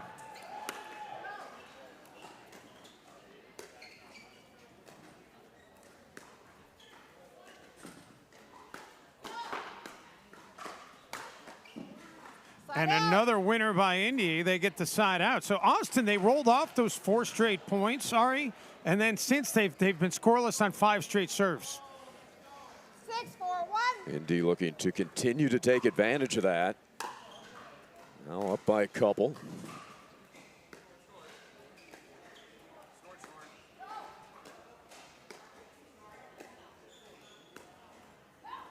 Oh, surely nothing she could do. That was really a friendly roll there for Damaraki. Yeah, you know you're going to draw a reaction from Anna Shirley on that.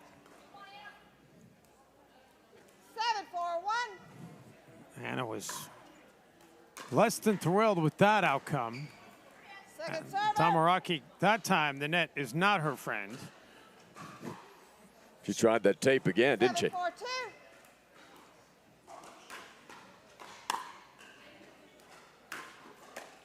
Ooh, that ball may have been flying, Dave. I don't think Anna had time to pull back the paddle. Yeah, that was awfully high. And Anna and Chris talking things over here. Now in an 8-4 hole.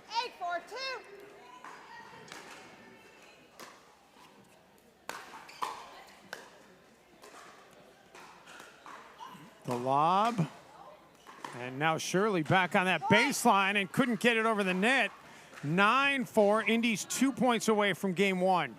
And they've been able to hold Shirley in check, not letting her move forward successfully. They have backed her up numerous times.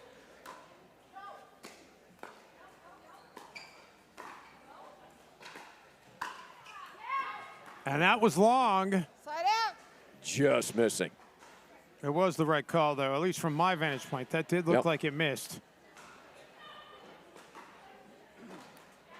So Austin now, can they climb out of this hole at 4-9? 4-9-1.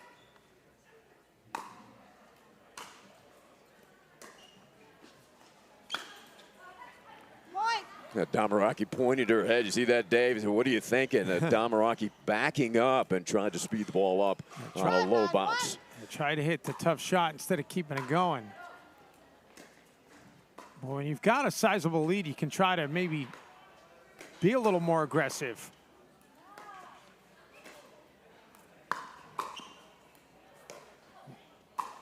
Confusion there, and Indy able to keep things going. But Bagby into the net, and now Austin closes to within 6-9. And a play like that could ignite Anna Shirley for Austin. Could ignite the ignite. That's right.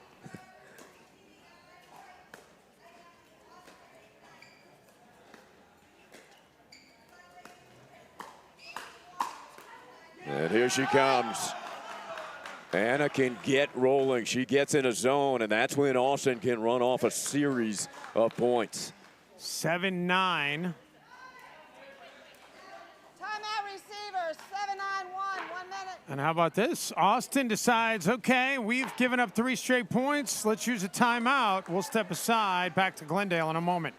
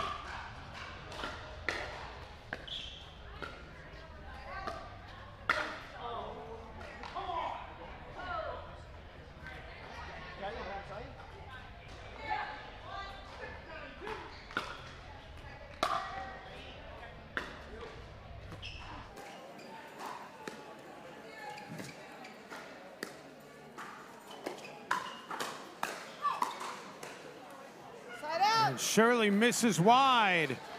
That's just terrific defense by Indy. Nice little surprise speed up by Cargis. It looked like that may give Austin the point, but Bagby was there with the defense. So now Indy gets the serve back. 9-7-1. 2 points away.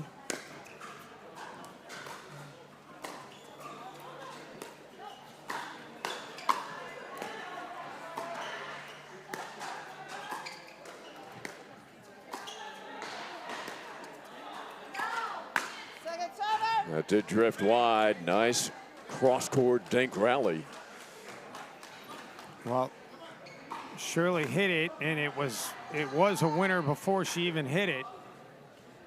Ball lands out before it gets hit. So we'll say that that's a tough lesson to still teach my teenage son, who whenever we play and I hit it and they say, oh, that was out. He's, well, why'd you hit it? Great look at Chris Cargis, such an intense competitor. Here we go. It's game point.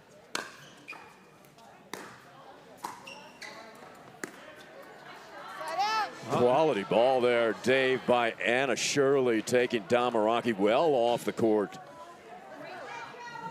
Austin still hanging on at 7-10. 7-10-1. If they can get hot, and they did roll off 4 straight points earlier in this game.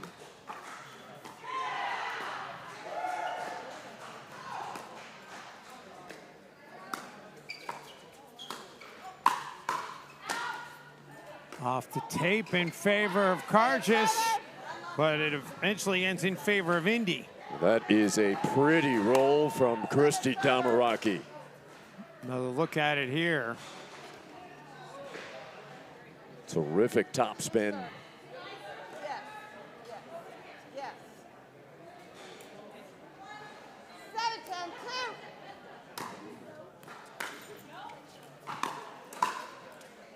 Side out. How about that shot by Bagby?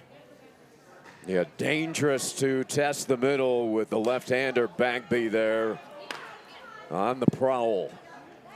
And now we've got game point number 2. 10-7-1.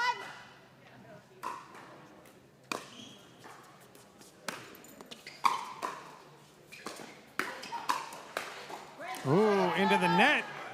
And it'll go to game point number 3. Yeah, that's a questionable ball, too. Possibility of it going out. Damaraki thought she had a good look at it, though.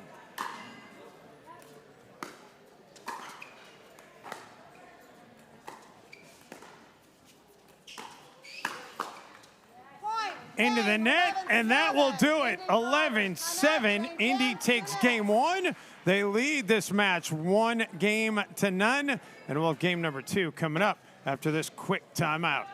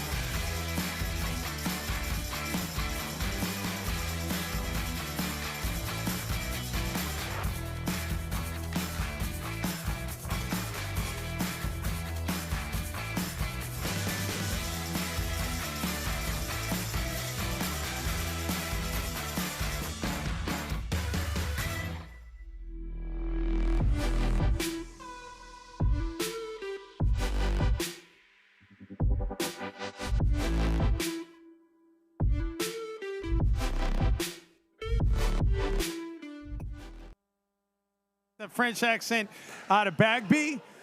And this sport really has grown by leaps and bounds internationally. And you got the intense eyes of the Argentinian Jose Derisi. And it was Jose Derisi and Scott Crandall doing the coaching of their side, with Shirley and Carges hoping to ignite their Austin team here in the second. And getting back to Bagby, she actually reached a 4th round at Wimbledon back in 1990. As high as 35 in the world in doubles back in 1987 on the WTA Tour, tennis tour. Started playing pickleball in 2020 and then senior tour in 2021.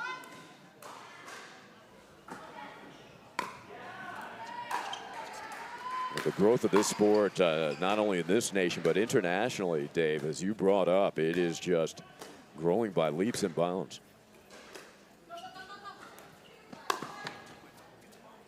Wow, that gets how about line. that shot out of Carges? Remarkable. That was one of the shots of the day. I mean, it might not have had the power, you know, the winner we saw by Lopez in the last match on this court, but that is just fantastic. And even the drivers applauding, Bagby smiling, clapping. Bagby giving it right back to her. Yeah, Indy did not let that really affect them. Move on to the next. 1-0-2. It is now 6-4 on the overall match score. Slide out. Damaraki misses long and wide. You have one. And if you're just tuning in, this is a championship Sunday. Multiple matches being played between these two teams on multiple courts simultaneously. And the first team to win 9 total matches is your champion. So there have been 10 matches completed. And as you mentioned, Ari, it is 6-4 right now in favor of Austin. So the Ignite need 3 more to take that trophy home. And the first place prize money. That's Anna Shirley at her best. And she celebrates the two-handed swinging backhand. See if Austin can get a little momentum going here now off of that.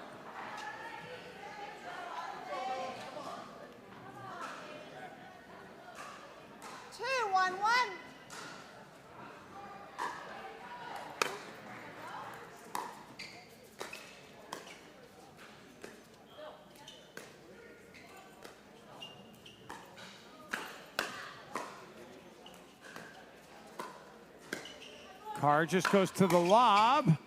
Nicely played by Bagby to keep it alive. And now the lob by Damaraki. Austin able to extend it.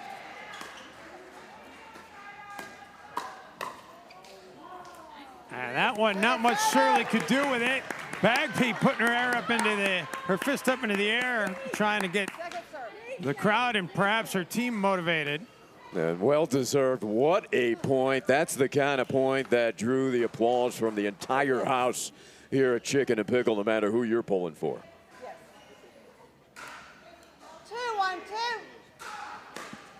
2-1-2. 2-1-2.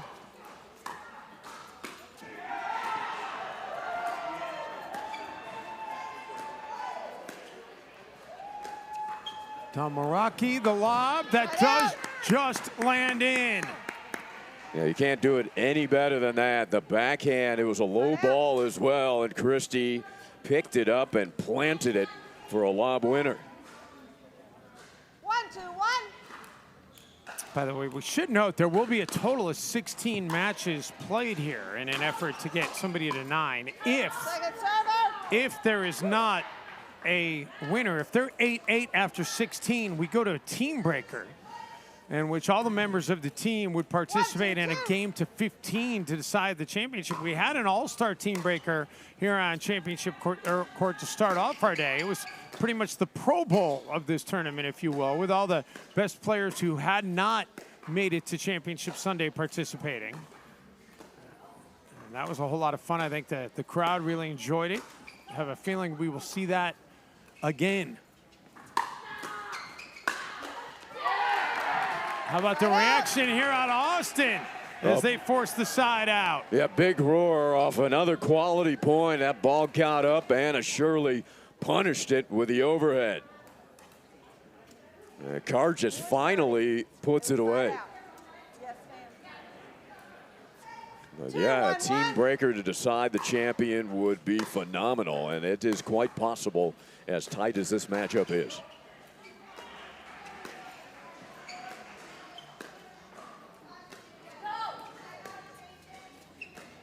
Heard Bagby imploring her teammate, let's go. Carr just tracks that one down, but then put away by Bagby. Yeah, Bagby alertly just put it right at the feet of the retreating Shirley.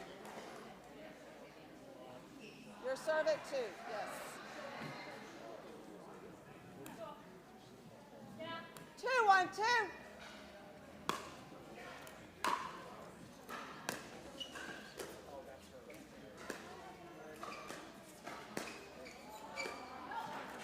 Into the net, and that point will make it 3-1-2 here.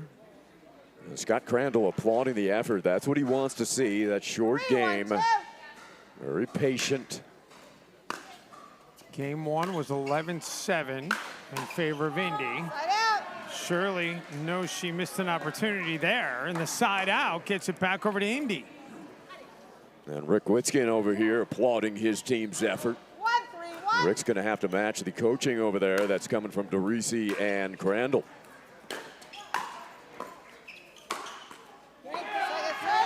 Beautifully played shot by Kargis. Yeah, Kargis has been terrific. She's known as such a solid defender, but we've seen plenty of offense from her today. 1-3-2. Bagby at 1-3-2.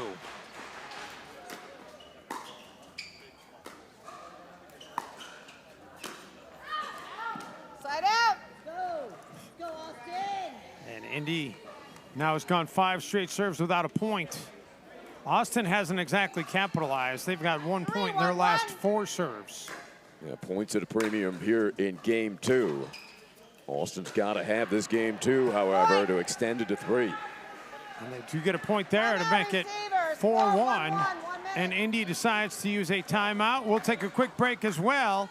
Back after this quick timeout in Glendale, Arizona.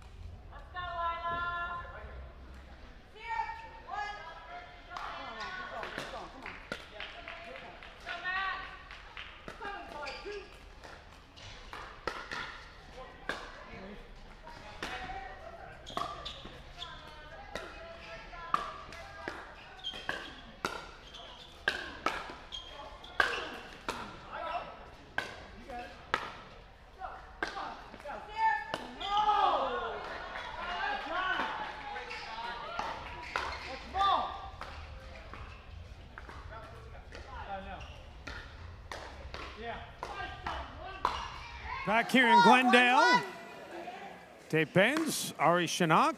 Glad we could have you along on our CBS Sports coverage of the NPL. Second server. And the serve is broken there, so we'll move to the second server here at 4-1-2.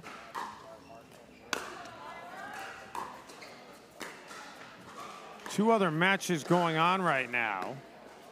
And Indy is closing in on another point over on court 10. Drivers get the timeout side out, and let's see if they can build on that and put some points on the scoreboard. Indy's closing in on a point on court 10, and Austin is halfway to a point on court 9. So this is a very pivotal match going on right now. Damaraki into the net. We'll move it to the second server here at 1-4-2. And Indy suddenly has gone cold now, Ari. They've had 8 serves in this second game so far. They've got just 1 point. Damaraki upset with herself. Yeah, they're searching for any gaps in this defense, with Karjas being so steady.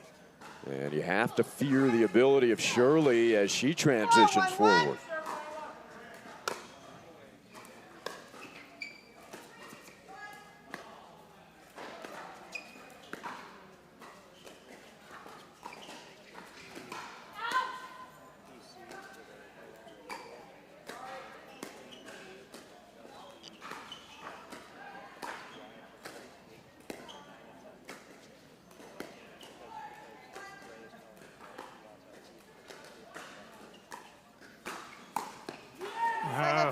Shirley couldn't catch up to that one.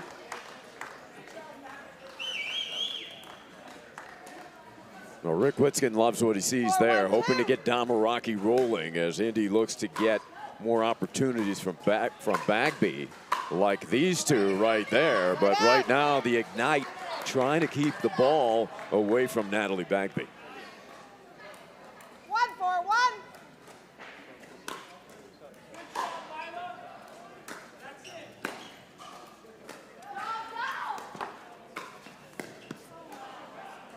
What a reset there by Karjas. Damaraki, meantime. Bagby comes in. And the winner by Damaraki. And the driver faithful love it as they move into the express lane. 2-4-1.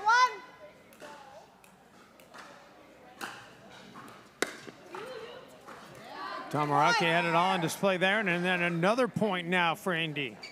And they move it to 3-4-1. 3-4-1.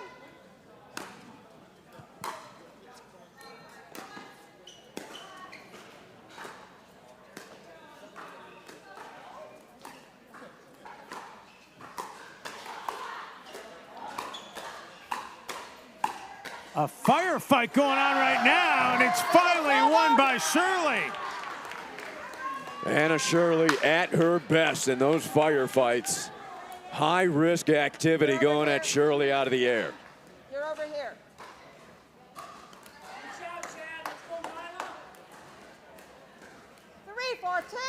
3-4-2. Bagby trying to get this thing all square. And instead, the serve will go back over to Austin.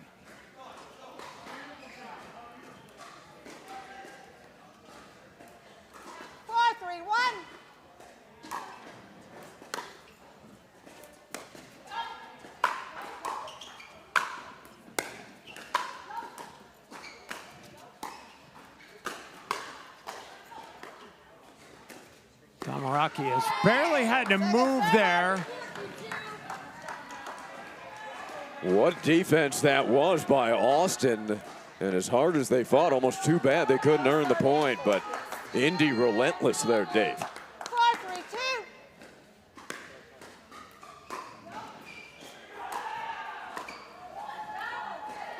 That will miss. Bagby, with her arsenal of weapons, so many choices, and that one tried to be a little bit too perfect there on the cutter. 5-3-2. Side out. Into the net, so 3-5-1. You get a feeling the way this overall day is so tight, that the winner of this match, 3-5-1. I almost feel like is going to be really in the pole position to win this thing. It could be a difference maker. I agree with you, Dave.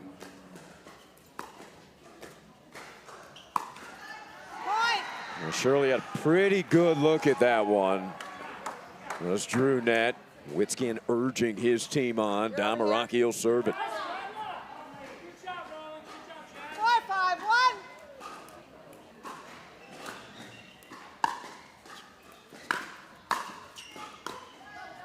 The lob taken out of the air and misfired by Anna Shirley.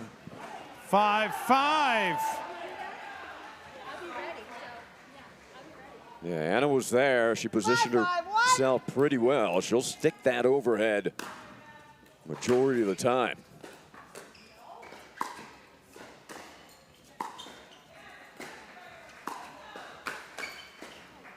Oh, that defensive shot by Kargis. How good was that out of Kargis to keep it alive, and then Bagby misfires. Yeah, Bagby can't believe she missed that one. Tried to hit that near corner. 5-5-2.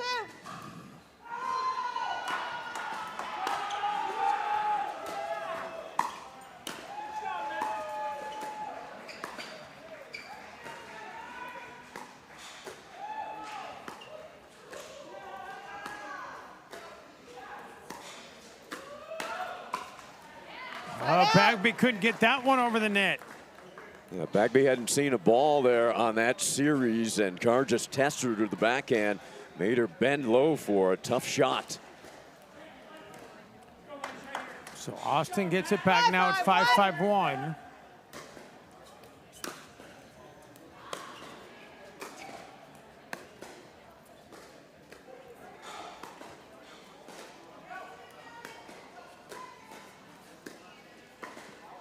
Into the net. And a point for Austin. They go in front. Bagby a little bit in her head now. She missed that put away, which normally she'd stick, and I think that's affected her over the next couple of points. 6-5-1. It's easy to say you got to move on to the next, but sometimes hard to do. Point. And now Damaraki into the net, and suddenly Austin with a 7-5 advantage. Yeah, that's a great dropper from 22 feet from Anna Shirley. Let's see. No, you do not have a timeout. You only get one per game. Okay? And Bagby wanting to call a timeout, but only getting the one per game.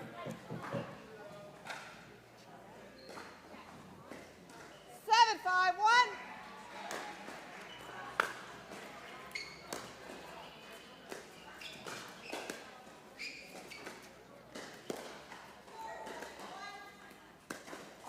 Lob does land in.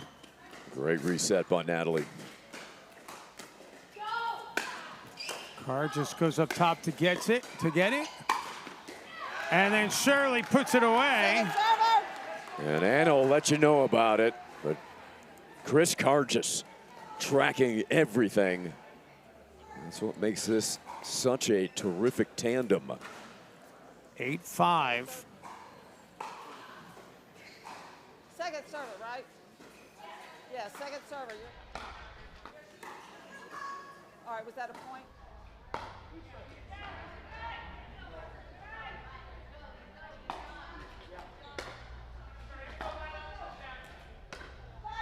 There's the correct score called.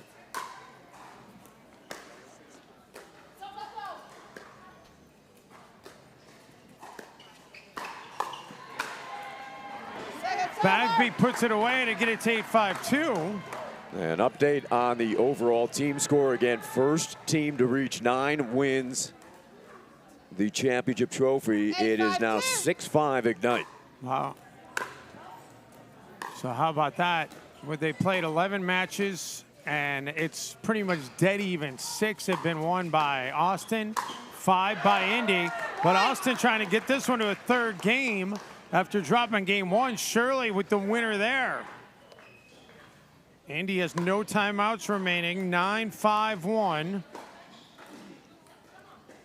9-5-2. Or excuse me, 9-5-2.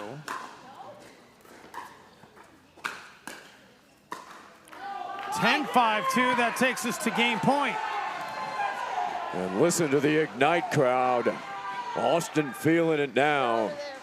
Indy struggling here late game 2. 10-5-2.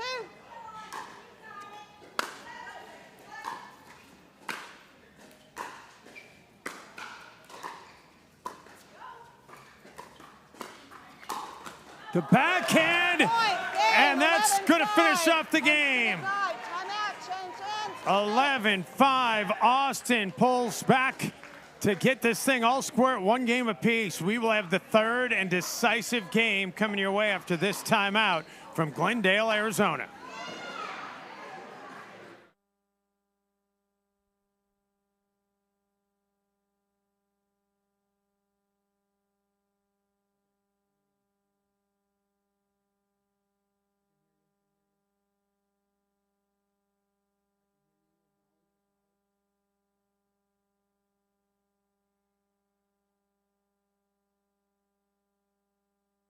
Okay, we are on court 9. We have Kessler Talion versus Rawlings Flynn. Rawlings Flynn playing for the Indy Drivers. The Austin Ignite won the first game. We're in the second game, 7-6. And we have a side out. Okay, so we have the Indy Drivers serving 7-6 to Austin, 7-6-1. Nice drop by Rawlings. Oh, two-hander overhead by Kessler. No good, hits the net. We're up 8-6 for the Indy Drivers. Pretty important match here because Austin just won on center court. They're up 7-5 in the team match. Flynn, a little celebration. Come on, he's ready. One of the best hairstyles in all of NPL, Chad Flynn. We're at 9-6-1. Flynn, two-handed backhand. Oh, maybe hit an out ball. He sure thinks he did. But Vic just really got it.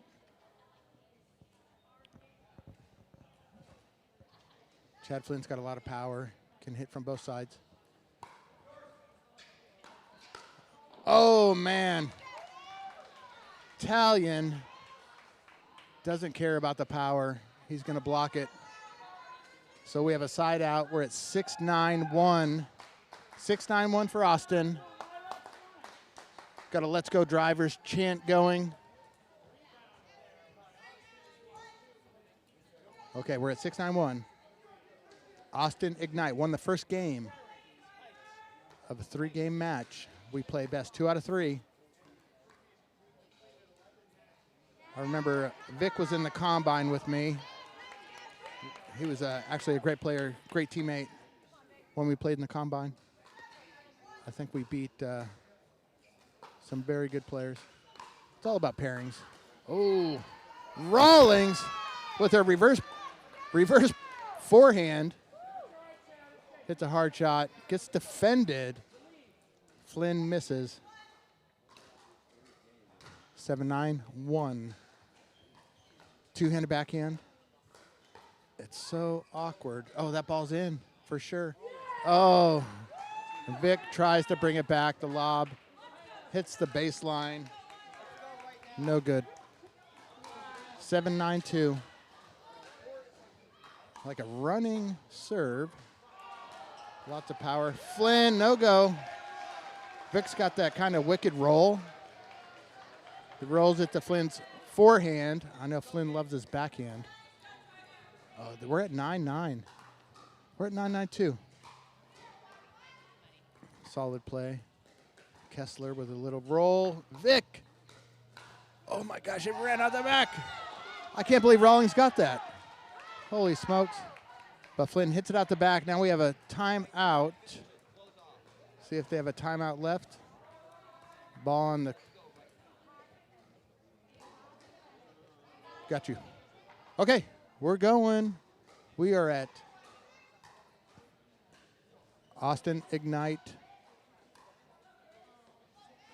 Has a chance at match point.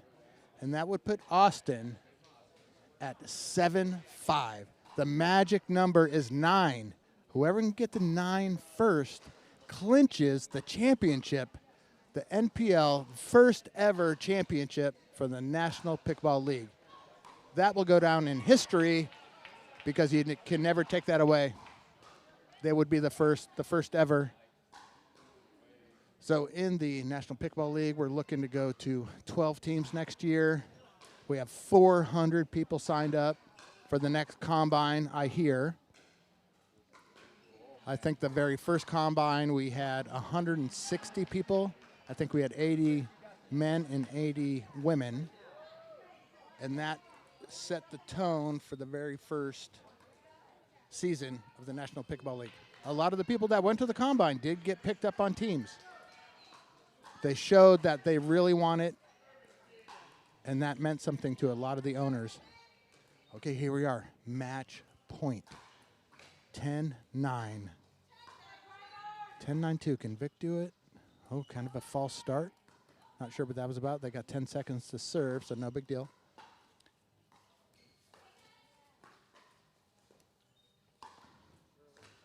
Oh, wow, that was skinny.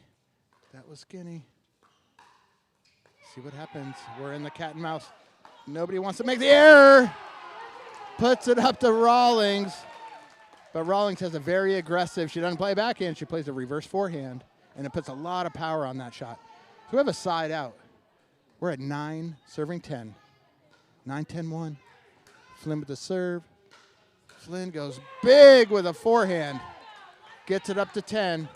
Gives a little finger point to his captain, Rick Witzkin. Rick Witzkin been going all week and still cheering on his team. Man, that's such a good shot. Whoa, holy smokes, how'd Kessler get that? Oh my gosh, that's just unbelievable play. That is unbelievable play by Austin Ignite. That's the National Pickleball League. That's how good the pickleball is in this league. Witzkin cheering on both sides. Both sides at the same time. That's some crazy coaching. Okay, Rawlings, big looping serve. Flynn going hard, of course. And that's it. The Indy Drivers save a chance for a third game. So we're going back to center court.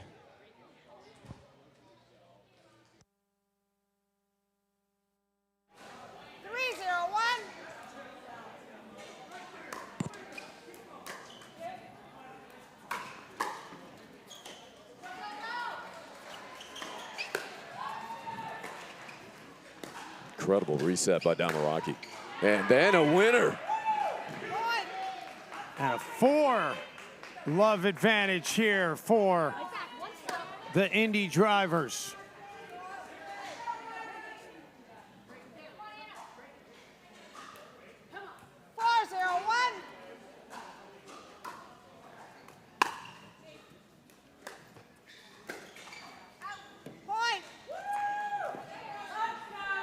Point there to make it 5-0-1, and this is a big hole now that Austin is in. Yeah, will we see a timeout? Again, this match tied up 1 game apiece. At the 6-point, they will change sides.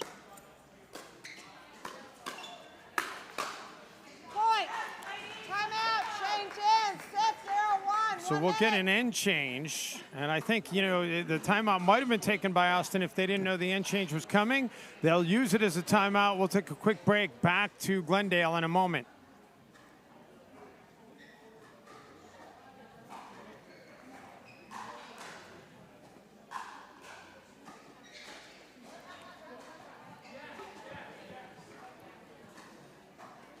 Rich.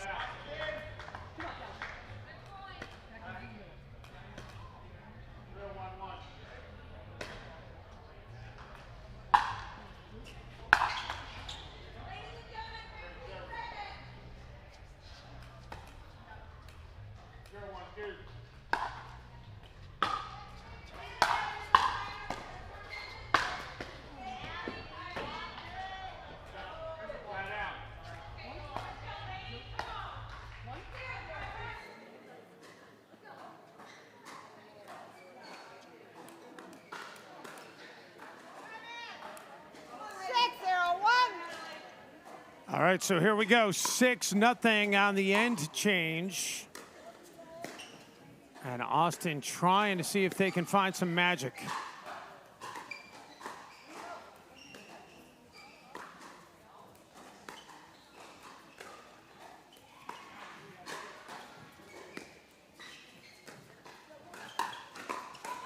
And Shirley, great defense there by the drivers, and it's Shirley into the net. Yeah, that's frustration time for Austin because that is a point they thought they had won a couple of times. All right, they've reeled off, have the drivers 5 consecutive points after, on this service opportunity, they've rolled off 5 straight. And we're still on the first server.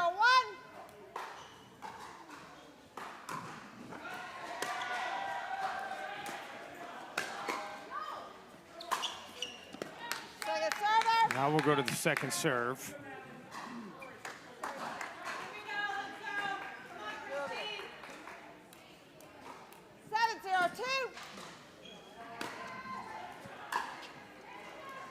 A good deep return.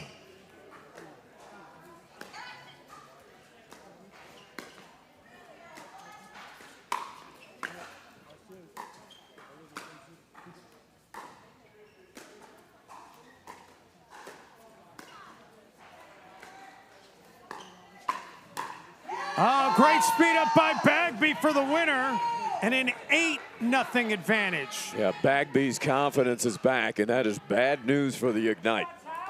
8-0-2.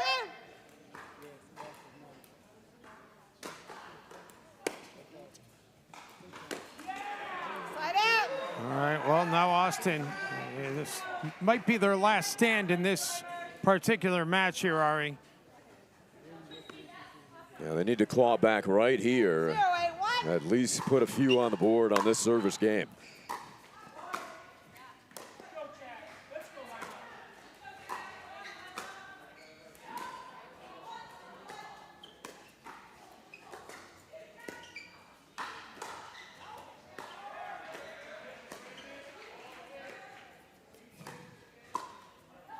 Oh, what a friendly roll for Indy.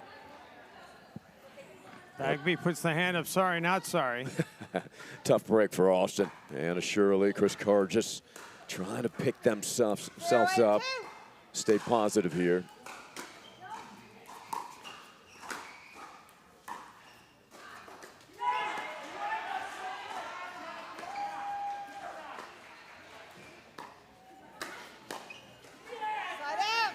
Side out gets it right back to Indy, 3 points away. Damaraki with some hops there, getting off the ground. 8-0-1.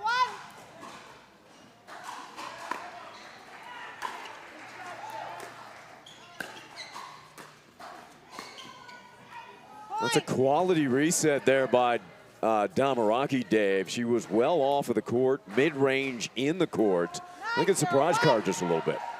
9-0-1.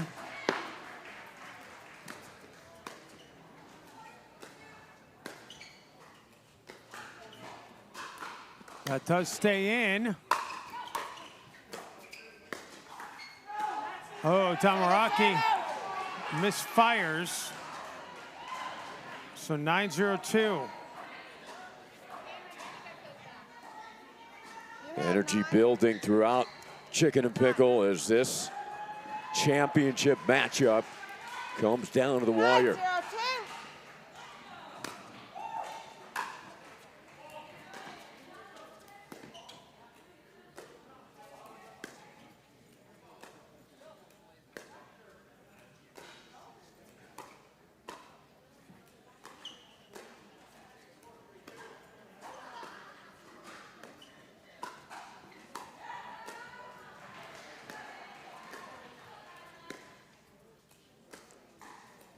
Indy not wanting to give the serve back. Tamaraki, great defense.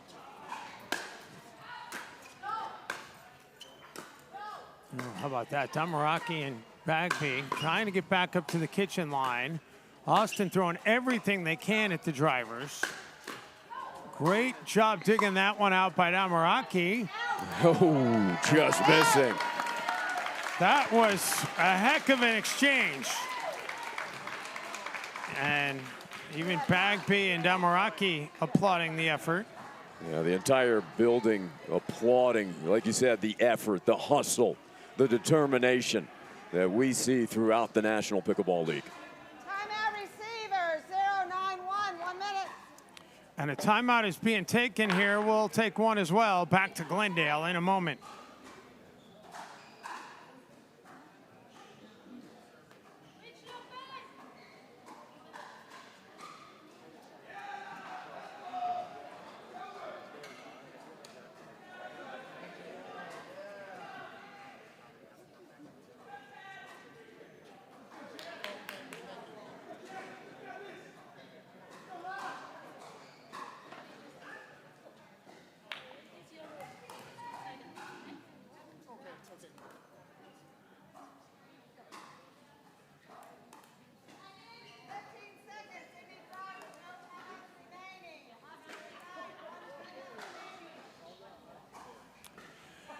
All right, so out of the timeout, Austin trying to see if they can somehow find a way to climb out of this hole.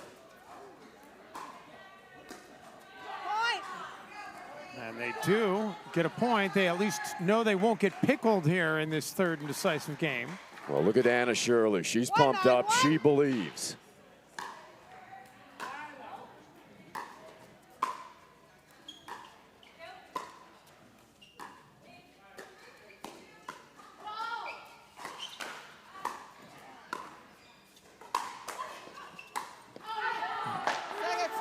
Shirley misses wide. She'd like to have that one back. Oh, she can't believe it.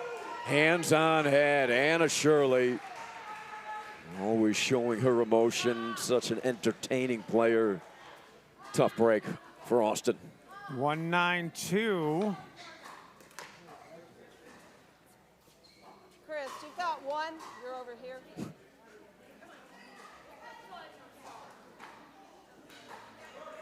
One, 9-2.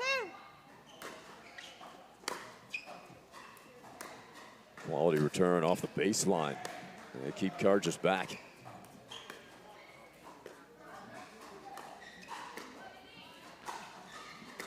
Tamaraki the lob. She had Anna Shirley running all over the place, and Shirley misfires. So 9-1-1. Yeah, Anna Shirley talking to herself after that shot attempt. You hear the crowd reacting on the court behind us. You're in the head-to-head match play throughout Chicken and Pickle.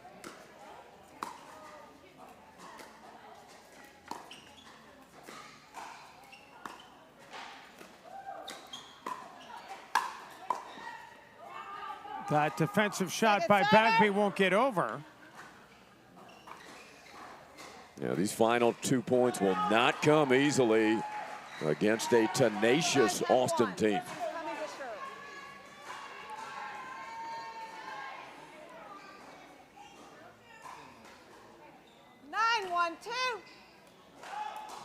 9-1-2.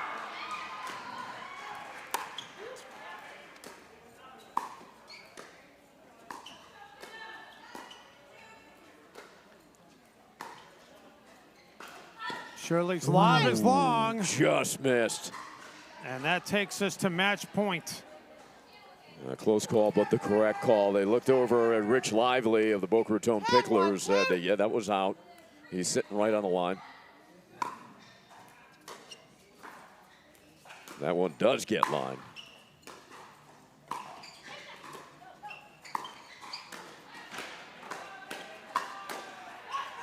And that's wide, and that's it.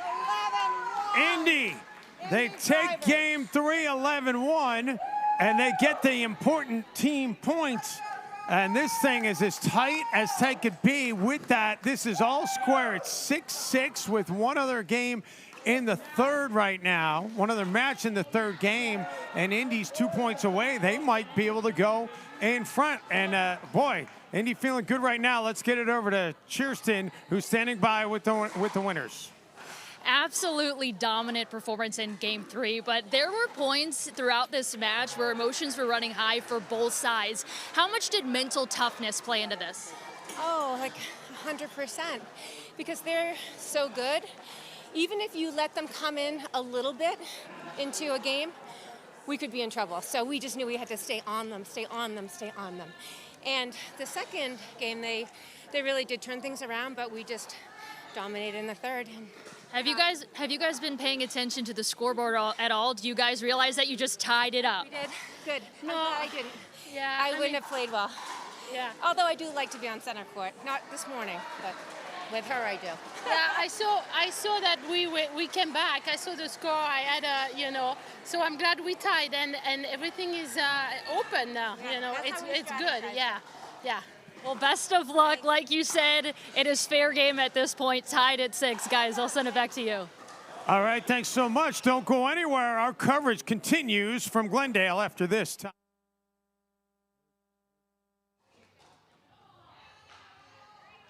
We are on court 9. This is tight, people. We have Indy Drivers serving 9-5 against Austin. Flynn with a big shot. That goes up to 10. So this is so big, such a big match. We are at 6-6, people, in the National Pickleball League Championships. We're at 6-6. This is match point. Can they pull it off? Oh, they do! Oh my gosh, now we're at 6. Indy Drivers go up for the first time all day, 7-6. That's how tight these matches are. We're going to get the winning team, Rawlings and Flynn.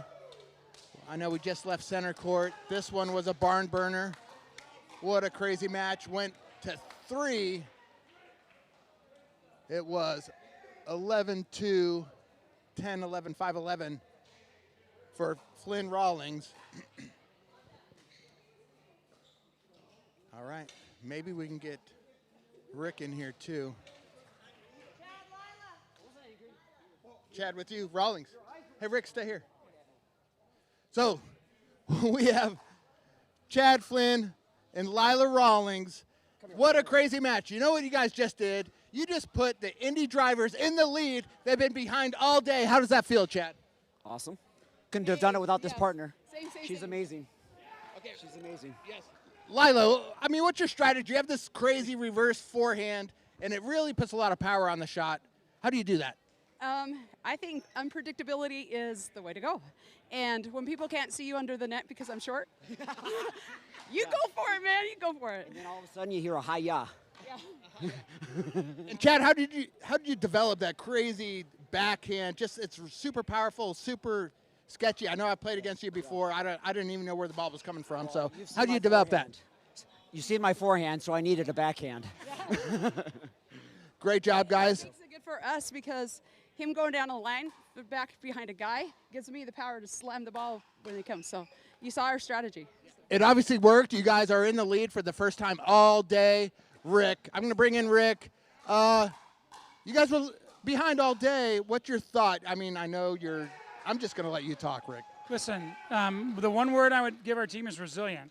And they're all coachable, and everybody's coaching everybody. These two were down match point, and they changed their strategy, and they had the willingness to do that. So I'm super proud of them because they turned that match on a dime. Look, with intelligent teammates, they can help maybe see a little more on the outside than you do on the inside.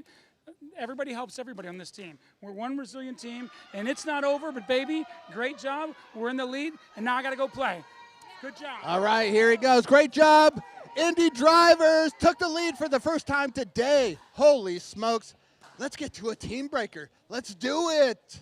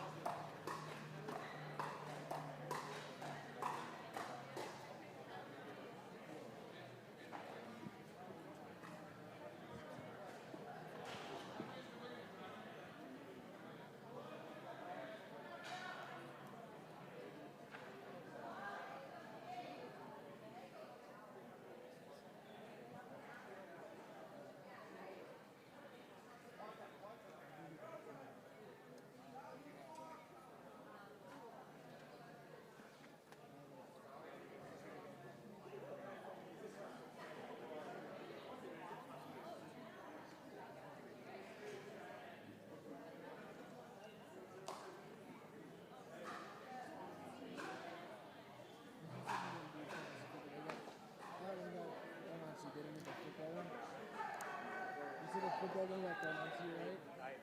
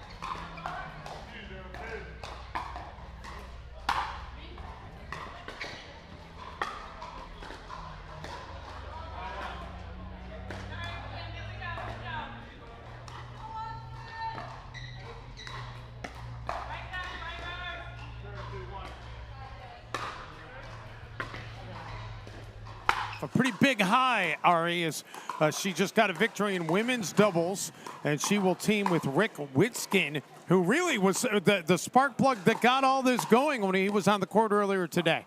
Oh, yeah, Rick can spark any building, any team, any court, and he has. And right now his partner here, Natalie Bagby, coming off a hot streak and to close that out and pick up a victory. Bagby traditionally plays very well with Rick. All the attention goes over to Rick.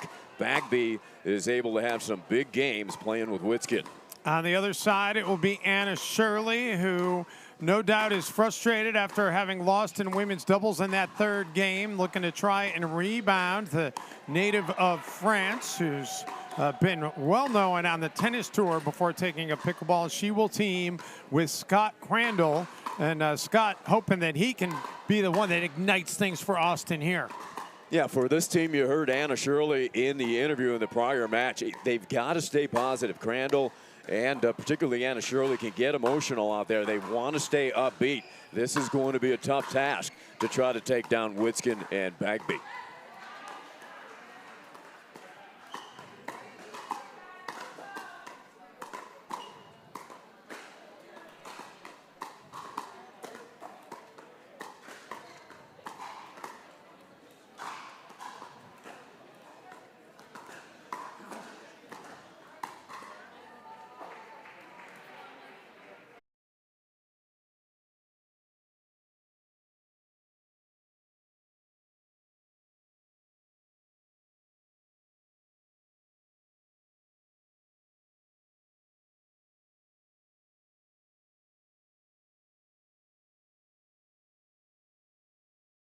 Are heating up as we speak. The overall score is tied at 6 points apiece. So at this point, again, each team trying to be the first to get to 9.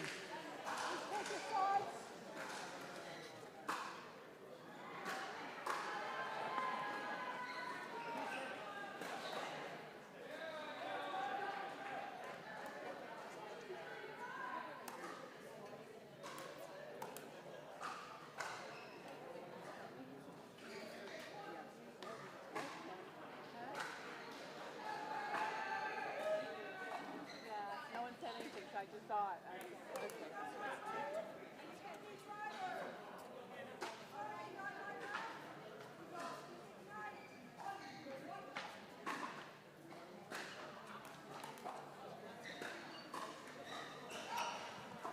All right, getting down to the nitty-gritty indeed, and this mixed doubles about to get underway.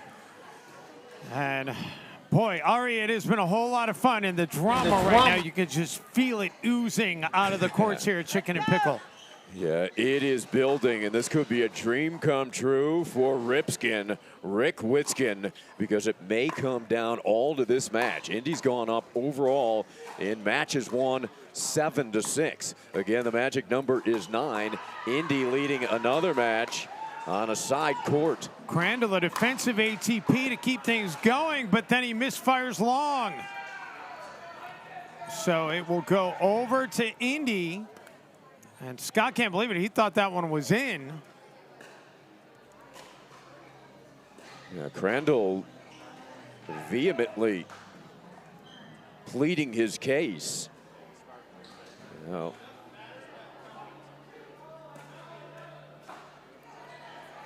Crandall trying to enlist the help of some spectators. It looked like it was out from my angle, but we are a little bit obscured here from our broadcast location. And so the ruling stands, and it is a side out, and 0-0-1 now as it goes over to Indy. oh, what a shot by Scott. The ball never lies. And Crandall way over and hitting in a remarkable angle through the kitchen for a winner. Witskin goes up. Witskin goes down.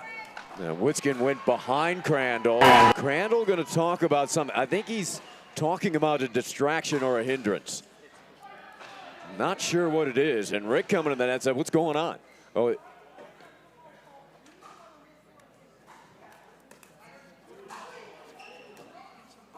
getting testy early here, Dave. This is going to be fun. Well, everybody knows the stakes, Ari. Oh, how about that? The English, it gets over the net. For Austin, and the side out.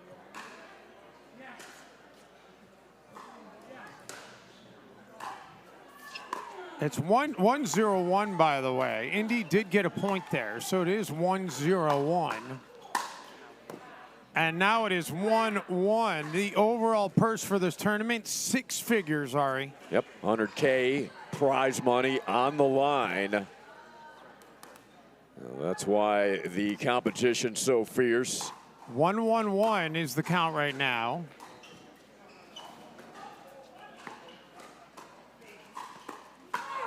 Oh, Crandall gets tagged by Witskin. And it'll move to 1-1-2. Yeah, Crandall has come out extremely aggressive, playing the full court.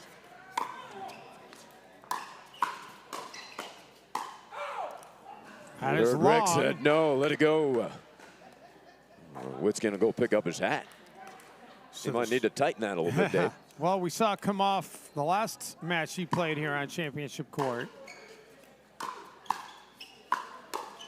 And Bagby goes to the power for the winner. Yeah, this is Bagby at her best. When she's played with Rick, she's played loose. She's looked for her offense, and she's been able to pounce at the right time.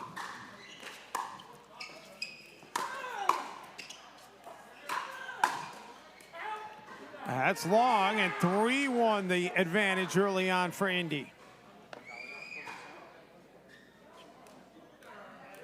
Well, the determination, just you said oozing. You could feel it oozing from Rick Witskin right now. Well played shot by Crandall. Nothing Bagby could really do with that. There's a discussion between Natalie and Rick. Fist pump for Scott Crandall. He is fired up and tuned in.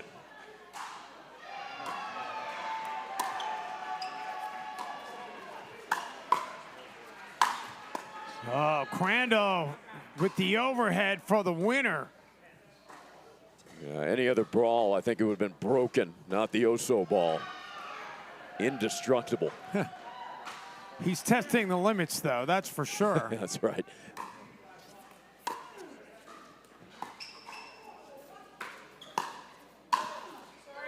Witskin puts something on that one. Yeah.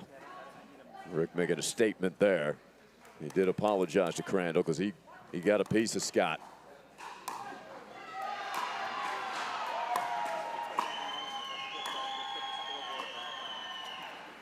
Scott able to keep it alive, and then couldn't quite get back in position. Yeah, vacated area. I think some miscommunication. Crandall stopped his dart to recover. He thought Shirley may have had it covered. Bagby beat them both down the line.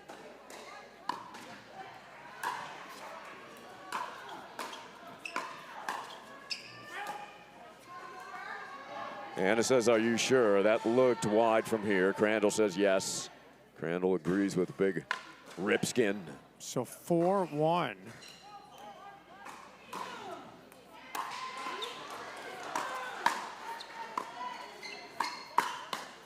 Oh, what a shot by Crandall. Yeah, look at where Crandall's standing, Dave. He is straddling the center line. That was some quick reflexes out of Scott. So 4-1-2. And Shirley hits it wide, make it 5-1-2. Well, Shirley had the advantage in that point, tried to do a little too much with that second ball.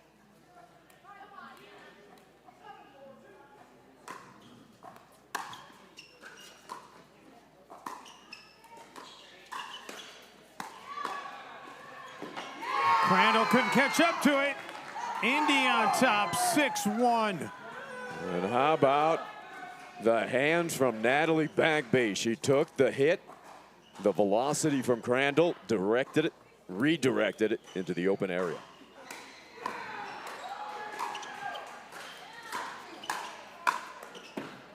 And I just took a hit to the back. The ball came flying.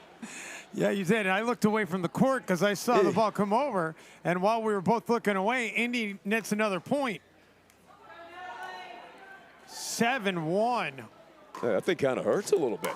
These guys can bring the velocity. Missed opportunity there, and the serve will head back over to Austin, but the Ignite in a 1-7 hole.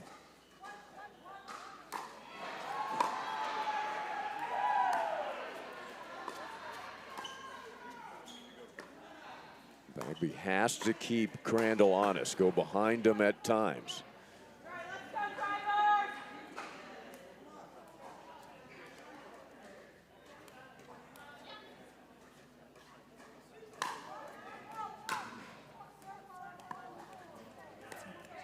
I believe that caught the net, so. Well, the official held up, said, wait till I call the score. I think that was an incorrect server.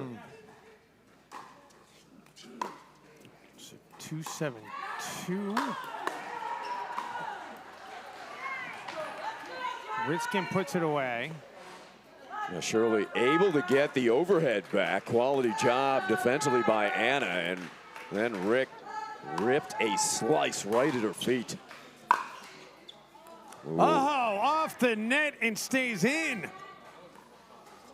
Unfortunate for Austin. Moves it to 8-2.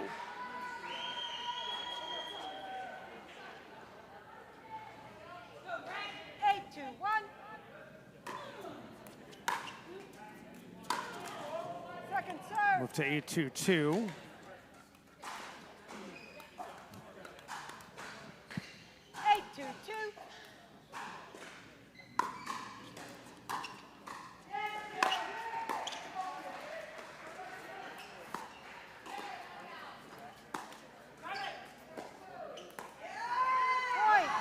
Two points away from taking game one are the Indy Drivers.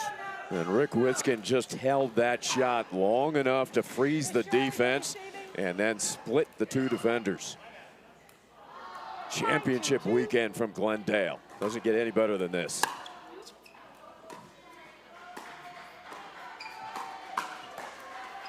And now they're 1 point away from game one.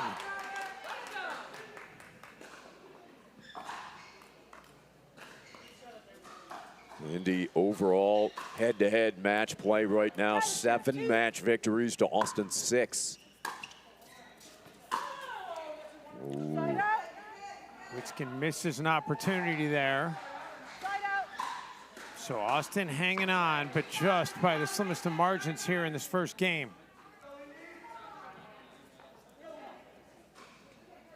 This 3-day event in Glendale to decide the NPL champion. Wow. Crandall had a little bit of something on that one. Talk about being able to generate pace. And Rick just shaking his head, okay, all right. Let's see what Witskin's response is.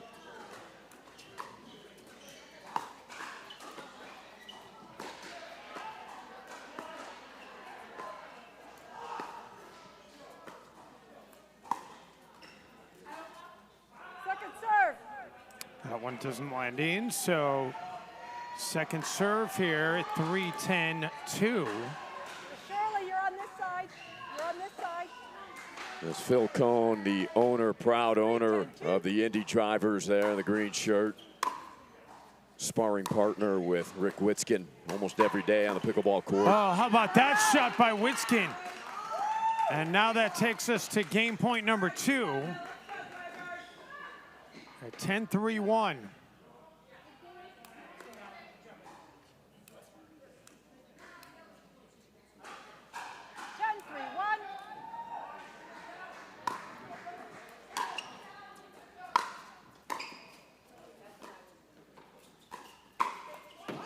And there won't be a game point number 3 as Witzkin with the winner. And the Drivers take game 1 11-3, and they will try to close this thing out in 2 games. We'll have the second game coming up for you after.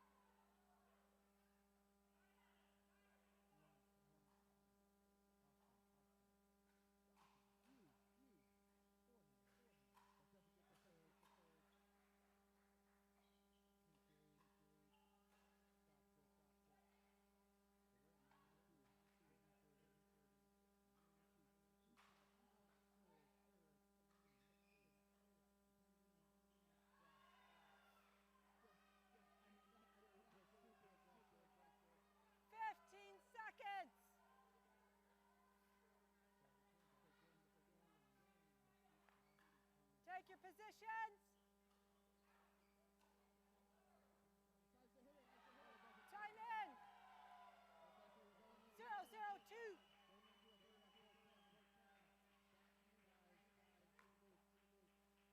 One taken at 11-3.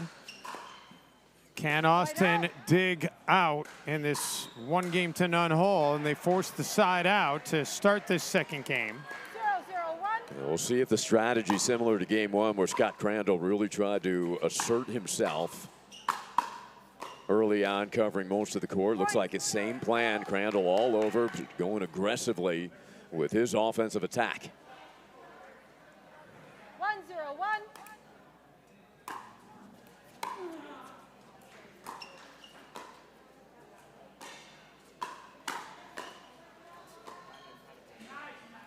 Second serve. You heard Rick say, nice Natalie. She changed speeds a little bit. Anna Shirley was going to hope that that ball came back at her with plenty of pace, which she feeds off of. It didn't.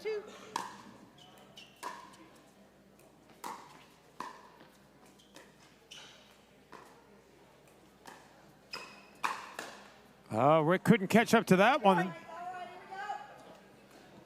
Yeah, it is fun watching the exchanges between Crandall and Witzkin going right at each other.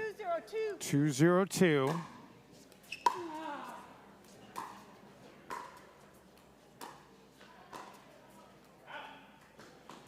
Make it 3-0-2. And Indy's not wasting any time. They're going to use a timeout right here. Oh, no, this is excuse me, this is an official's timeout. Not sure what the stoppage was for, but I thought she said Indy timeout, but no, it was an official timeout. So Indy still has theirs, as does Austin. 302. And that miss caused by the presence of Scott Crandall. Natalie Bagby trying to be too perfect right down the line because Crandall's presence. Point. How about this 4-0-2? A bit of a slow start for Indy, but credit Austin coming out focused on point.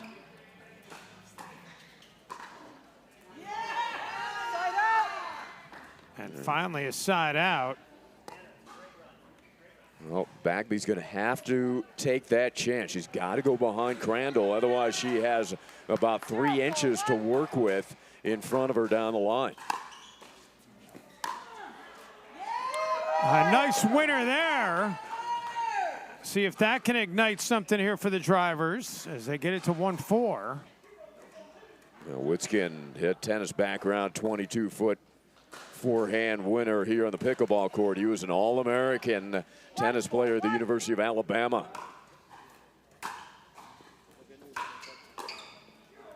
And Shirley hits it wide.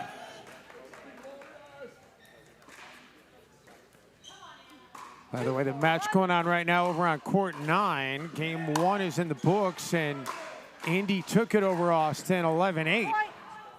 Another point here for Indy to make it 3-4 as it's tightened up. 3-4-1.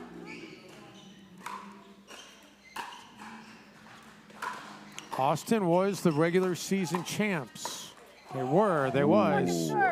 And Witskin,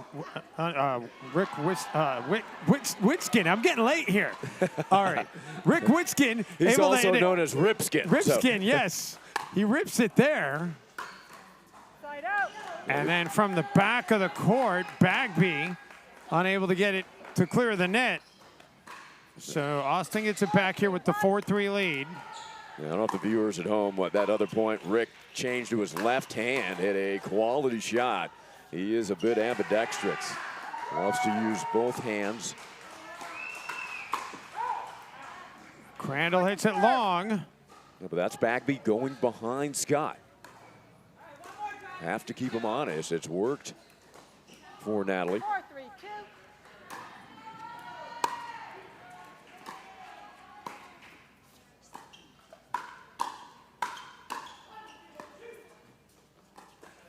Crandall racing back. Oh, great job changing direction by Bagby. That is just quality from Natalie Bagby. And Indy gets the serve back here with a chance to draw even. You have 4. Mr. Witskin is serving. Very polite, Mr. Witskin.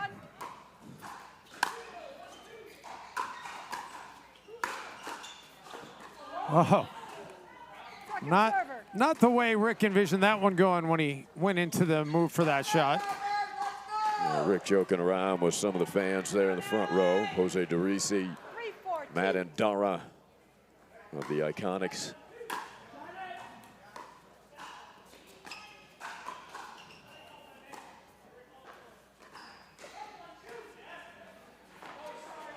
Side out. Rick apologized immediately, said, sorry, Natalie. Tried to hold that and then pulled the trigger on a ball that didn't bounce higher than his shoelaces. 4-3-1.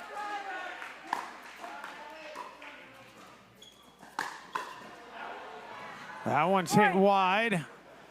And Austin finally able to pad their lead here at 5-3.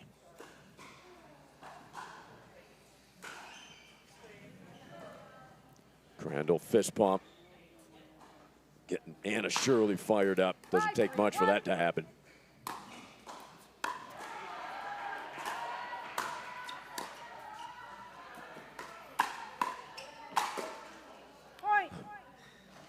Crandall going right into the hip of Witskin. And why not? That's it's a good move. And it moves it to 6-3.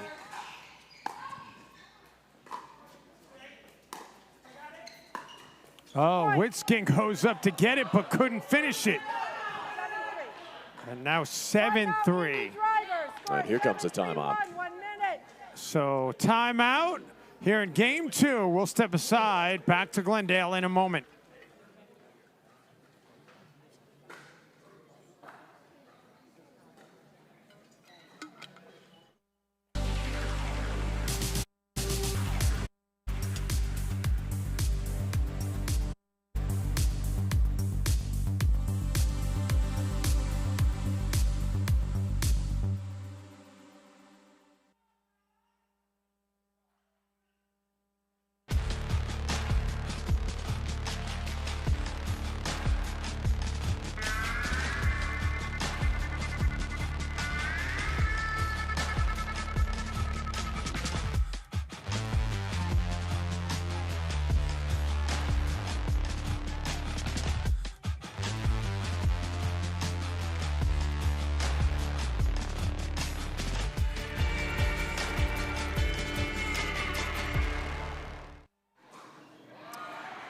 Back here in Glendale, Arizona, as we continue on, Austin and Indy. Indy hoping the timeout can stem the tide of momentum, and they do get a stop there. We'll move to the second server here. Strategy change. We've got Rick playing the right side. We'll see if this can spark the drivers here in the second. Showing Austin a different look. And so far, it's worked. Yeah, Crandall went to poach, but he misfires. So the side out gets it back over to Indy at 3-7. 3-7-1. And now they'll go back to the original with Rick playing the left. Crandall into the net. So make it 4-7. Timeout effective for Indy.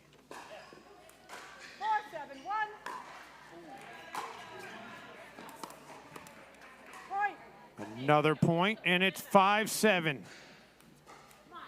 Drivers right back in it. 5-7-1. They took game 1, 11-3.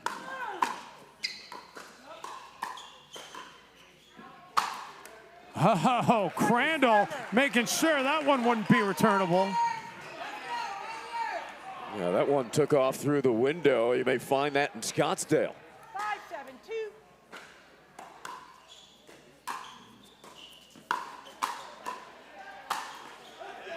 Side out.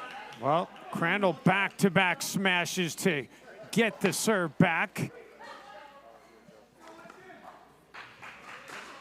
Austin's got to have this game, too, to push it to 3. 7-5-1.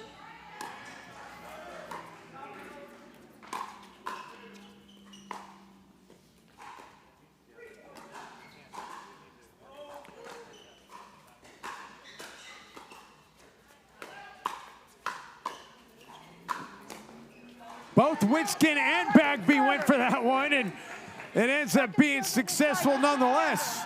Yeah, I'm not sure who actually hit it. Neither am I, to be honest. I think it was Rick, but Natalie took a swing at it. It is Super Sunday here, championship weekend.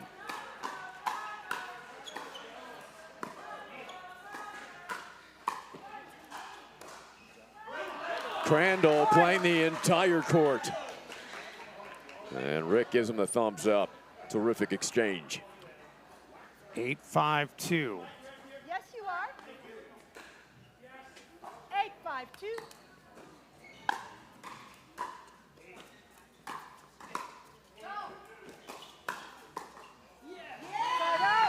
And Rick puts it down low. Scott was trying to get back up to the net, couldn't get there.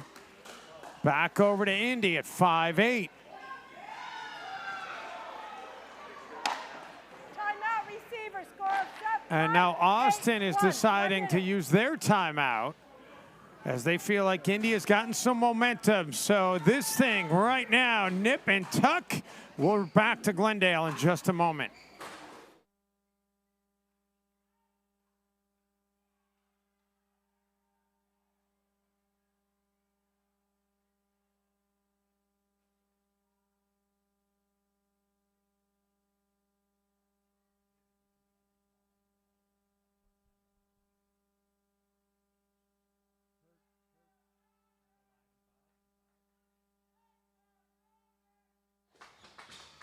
All right, we're heading to court 10. We got a great match coming. We have Dawson and Thornton for the Austin Ignite versus Jade and Tongval. Okay, and they're at 6-2, Austin Ignite in the third match. Going back to center court. And I think that's what happens when you play the entire court, Dave, like Scott Crandall's been doing. He needed the timeout just to rest. 5-8-2.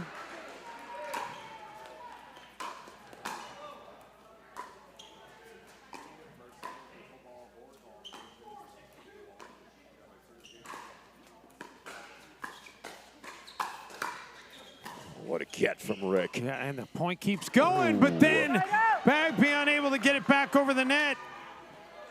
So back over now to Austin at 8-5. And the way it's shaping up, there's two other matches going on here, Chicken and Pickle.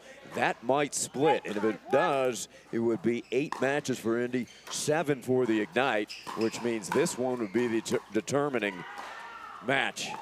Whether it goes possible team breaker or it would be a driver championship. Quick hands by Rick Winskin, and he's able to get the winner.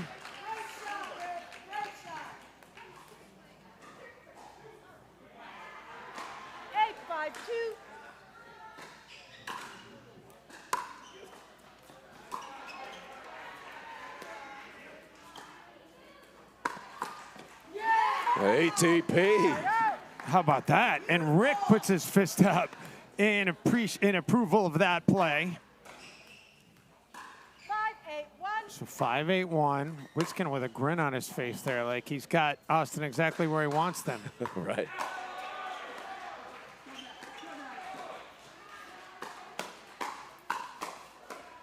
And maybe he did know a little something.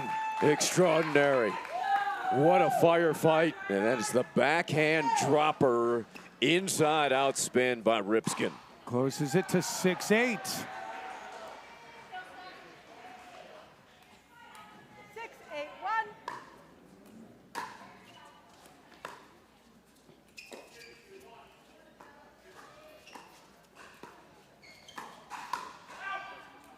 And that is hit wide by Bagby.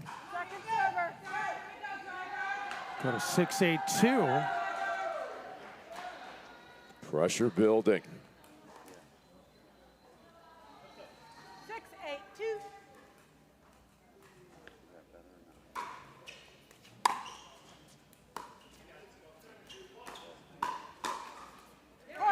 Make it 7-8-2. And Austin, remember, they've already utilized their timeout. Miss Bagby, you're on that side. Both sides have used their timeouts. 7-8-2.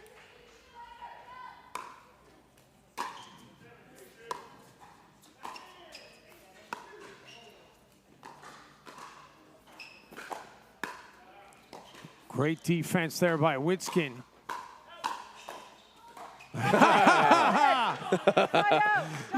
Always the showman. Yeah, if only that were legal. So now back over to Austin with an 8-7 lead. On volleyball, that's called a pass.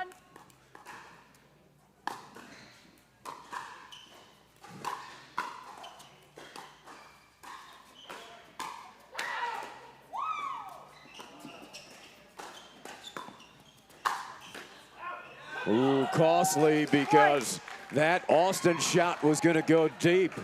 And Winskin elected to hit it. Well, Rick trying to shake that off right now. And that makes it 9-7. 9-7-1.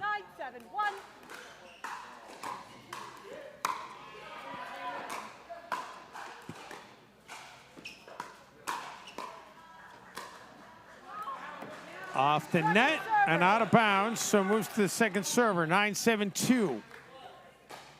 Miss Shirley, you're on that side. Speaking of volleyball, Kim Jade, a valuable member of the Drivers, national champion indoor volleyball player at UCLA, also coached for the Bruins.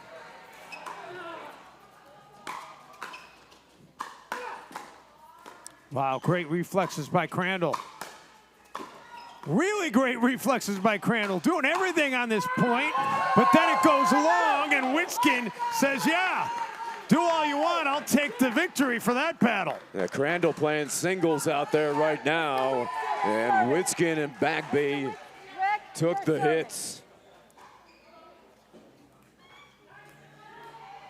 7-9-1.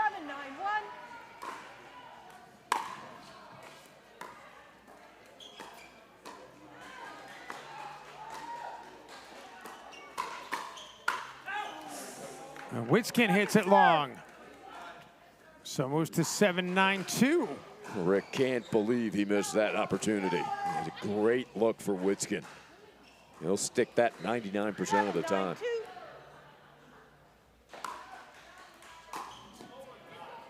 And Crandall said, oh my gosh, can't believe it. Indy back within a point here at 8-9.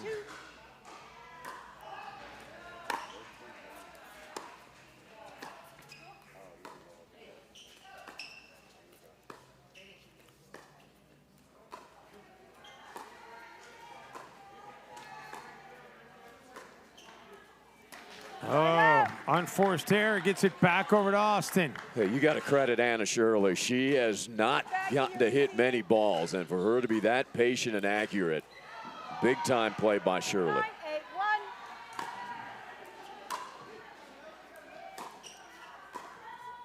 8-1. Bagby looked down at her feet after she hit it just to make sure she hadn't stepped on the line. That is gorgeous. And Crandall applauding that shot by Natalie.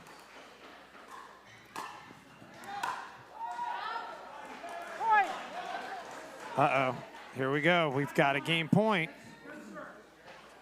Rick says good serve. That was at the back of the line.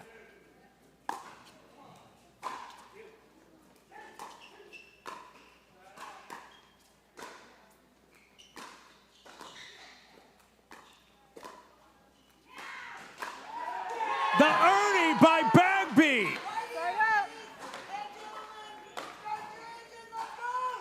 And she kind of set that up, Ari. She was just kind of going back and forth with Shirley and waiting for that opportunity, and then it came. Yeah, exactly. That pattern designed by Natalie, and she executed it. Crandall over to talk to DeRisi for a moment.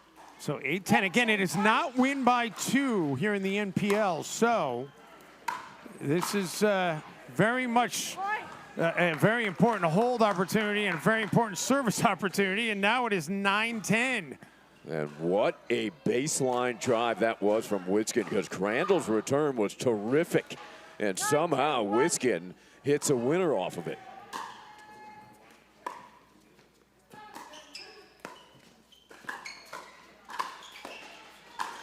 Oh, Shirley misfires, and it's 10-10. Yeah, Crandall and Shirley thought the ignited finish at that point.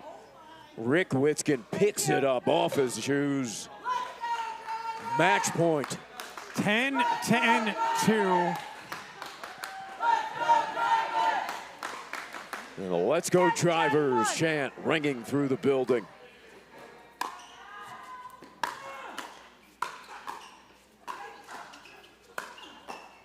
And there it is, Witskin the winner, and they win it in 2 games, 11-3 and 11-10, and this championship is knotted at 7 matches apiece. How about that? Well, let's get it over to Kirsten, and Kirsten, wow, that was something else. Incredible performance, and you guys played from behind for most of that second game, but chipped away at your deficit slowly. How were you able to get this one done? You know, at the end of the day, Natalie's a phenomenal player. She gets the ball down. She lets me do what I do. I just needed to kind of contain myself, maybe not try and go so hard so early. And Natalie played amazing. Like, honestly, we're just getting better and better as a team, and I really love playing with her. Does the hard Okay, I'm part live, now Dom. begin Going to court 10. where you're forced This to is close. wait and watch, So, and it's Indy all Drivers out of your just control from here? won on center no, I mean, court, the tough part and they're for up me was on the 8-6. court, but now, yeah, no, I love we're gonna go and, And you they- know, cheer for our teammate and wait and be there for them. I'll let you go cheer on your teammates. Congratulations, guys. Send it back to you. Okay, we're on court 10. Austin Ignite is up 8-7. And it's 8-7-2. 8-7 serving 2 versus Indy Drivers, obviously. Indy Drivers just won on center court. Witskin and Bagby. A huge win for the Drivers. Put them up 8-6. If the Drivers can get one more win, then they clinch it and they win the national championships. The National Pickleball Championships, the first ever. We're at 7 serving 9 for the Drivers. So, okay, on court 9, I think they're going to a third game. We'll have to double check that.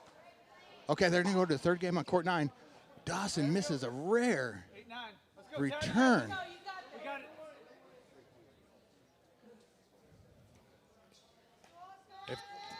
So the Indy Drivers, if they win this, they clinch. They clinch the National Pickleball Championships. Very interesting. Ignite needs to save it. Whoa, just crazy shots. Just out the side. Laura missed it. We're at 9-9 on court 10. We got the crowd. Everybody's starting to line up. Everybody that was on center court's coming to court 10. Rooting on their favorite team. You can't get any closer than this. We're at 9-9. 9-9-1. Drivers serving to Ignite. Kim hits the tape. Oh my gosh. Okay, Tao wants it quiet. Tao wants it quiet. Everybody was excited. You can hear a pin drop now. This is game, set, national championships. Game, set, national championships. Let's see what happens. Tao's been a winner forever. Oh my gosh, the Indy Drivers win. Indy Drivers win. Indy Drivers win.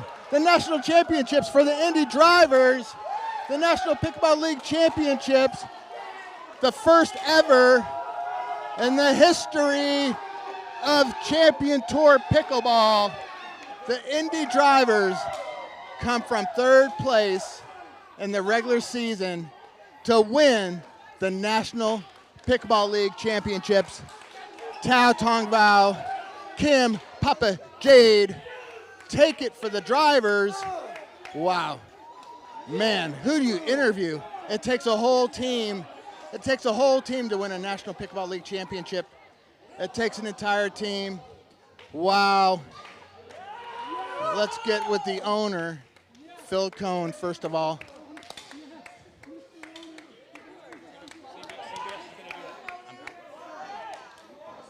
Okay, we got CBS coming in. They're going to interview the National Pickleball League champions. I'll wait till they get here.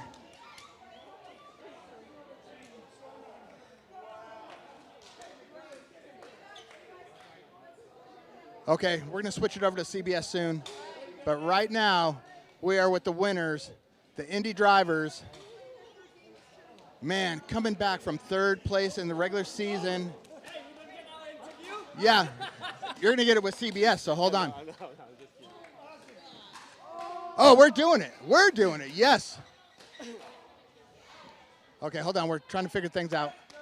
So let's do our interview, and if they come on, we'll do their interview. Is that good? Just keep talking? Okay, I'm talking. Okay.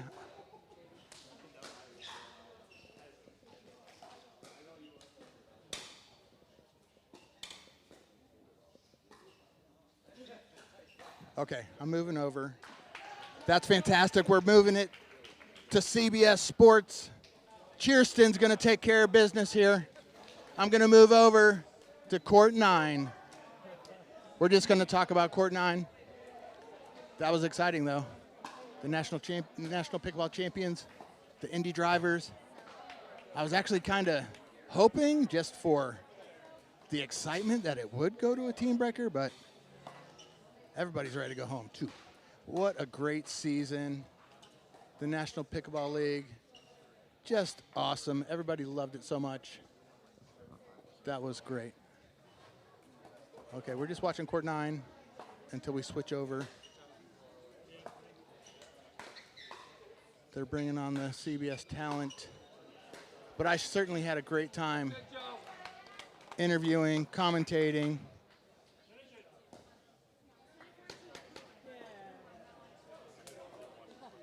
Okay, let's get a score here. Let's keep this going. Okay, we have a long ways to go. Okay, we're in the third game. We're 1-2 on the first serve for the Indy Drivers. It doesn't mean anything to the overall National Pickleball Championships, but it certainly means something to these players. The players never want to end. They always want to battle. That's what's great about the Champion Tour is they are, man, they have that will to compete. They always want to win. All right. So we have split the first two games. This is the third game for the match. Whoever takes just adds to the team score, but they want to win it personally. They personally want to win it. It was so close.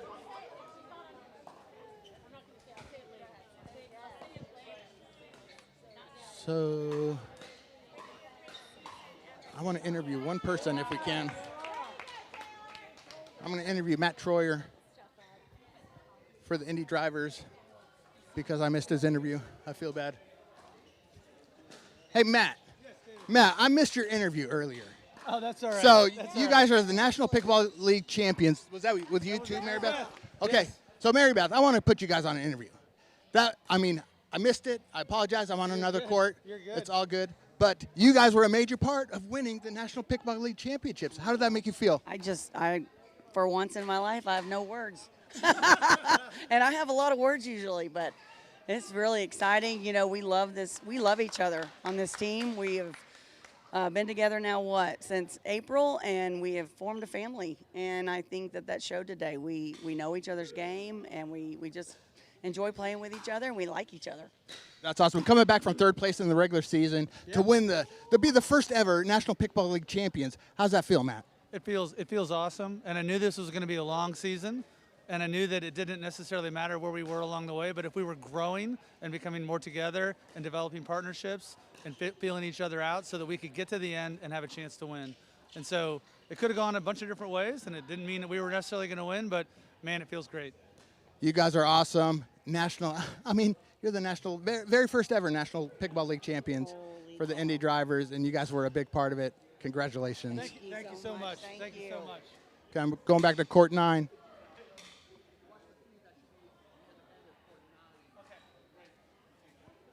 Okay.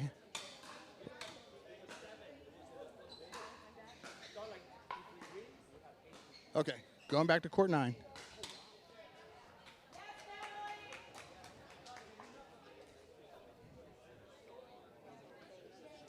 Yes, sir, we're at court 9. We got Joe Pariso and Taylor. I think it's triple T, actually, against Shaw. And the one and only notorious Chris Mills Miller has probably played more pickleball in his 40 years than anybody in this whole building, and most of them combined. I think he's been playing 40 years, I heard. Mills Miller. So Taylor just rips an overhead. Shuts it down. We got to get a score. So we're at 3-3 in the third game of the final match around the post for Miller. How many of those have he had in his life? Okay. Maybe a little confusion on who's serving. But the beauty is with the new rule, it makes it way more convenient and faster. It keeps the pace going, is that the refs will correct you in the right position, right server, right receiver. Shaw comes over with two-handed overhead, misses it in the net. So the Indy Drivers are the National Pickleball League champions, first ever, the inaugural season. I was so glad to be a part of it. As not just a pro player for the OKC Punishers, but an interviewer, a commentator, a roving reporter. It's been a pleasure. Taylor serving 3-3-2. Parisa with the drop. Taylor goes behind Miller. No dice. And what do they say in pickleball? Always hit at the feet. Miller probably came up with that 40 years ago, and he hit Pariso's right foot. There's no coming back from that. Shot to Pariso. Nice little third drop. Miller goes a little hard, a little heavy. I mean, that's his game, but everybody knows it, but you still got to beat it, and that's not easy. So it's 5-3-1. Taylor with a big swing, but a soft shot. That's very deceptive. Really good shot. So we should be at 5-3-2. Missed third by Miller. We have a side out. 3-5-1.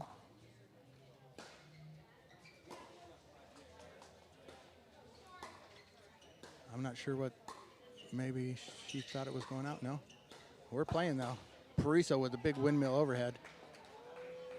Shuts it down. Just got popped up. So there's some confusion. Something happened. Shaw isn't happy about it, but we're moving on. Hopefully it doesn't distract him too much. I mean, the whole championship's over, but these people want to play. They are competitors till the end. They want to chalk up their win for their team. A great cross-court drop by Pariso, inside out. Miller has seen that before and puts it into the back court for a winner. So we got a side out. 5 serving 4 in the final game of the final match of the National Pickleball League Championships. Champion Sunday. The first ever. It's pretty awesome. All right, so we switch at 6 on the third game. They split the first 2. It was Austin 8, Indy 11, and then Austin 11, Indy 7. And now we are 6 serving 4, I think, on the 2. 6 serving 4 on the 2.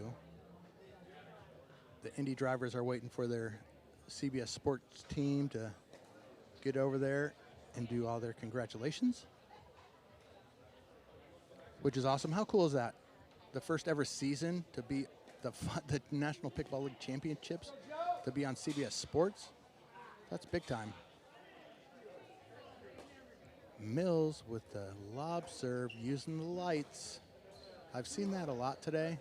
That's kind of an indoor pickleball move, using the overhead lights. Yeah, just great cross-court dink by Taylor. Number 0. And we should have a side out. No, 6-4-2, second serve. Big rip by Shaw. Another one.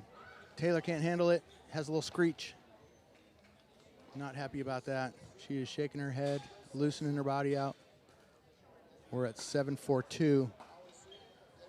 Indy drivers, Shaw goes for, drive down the middle. That's the smart play a lot of the times, but that one hits the tape.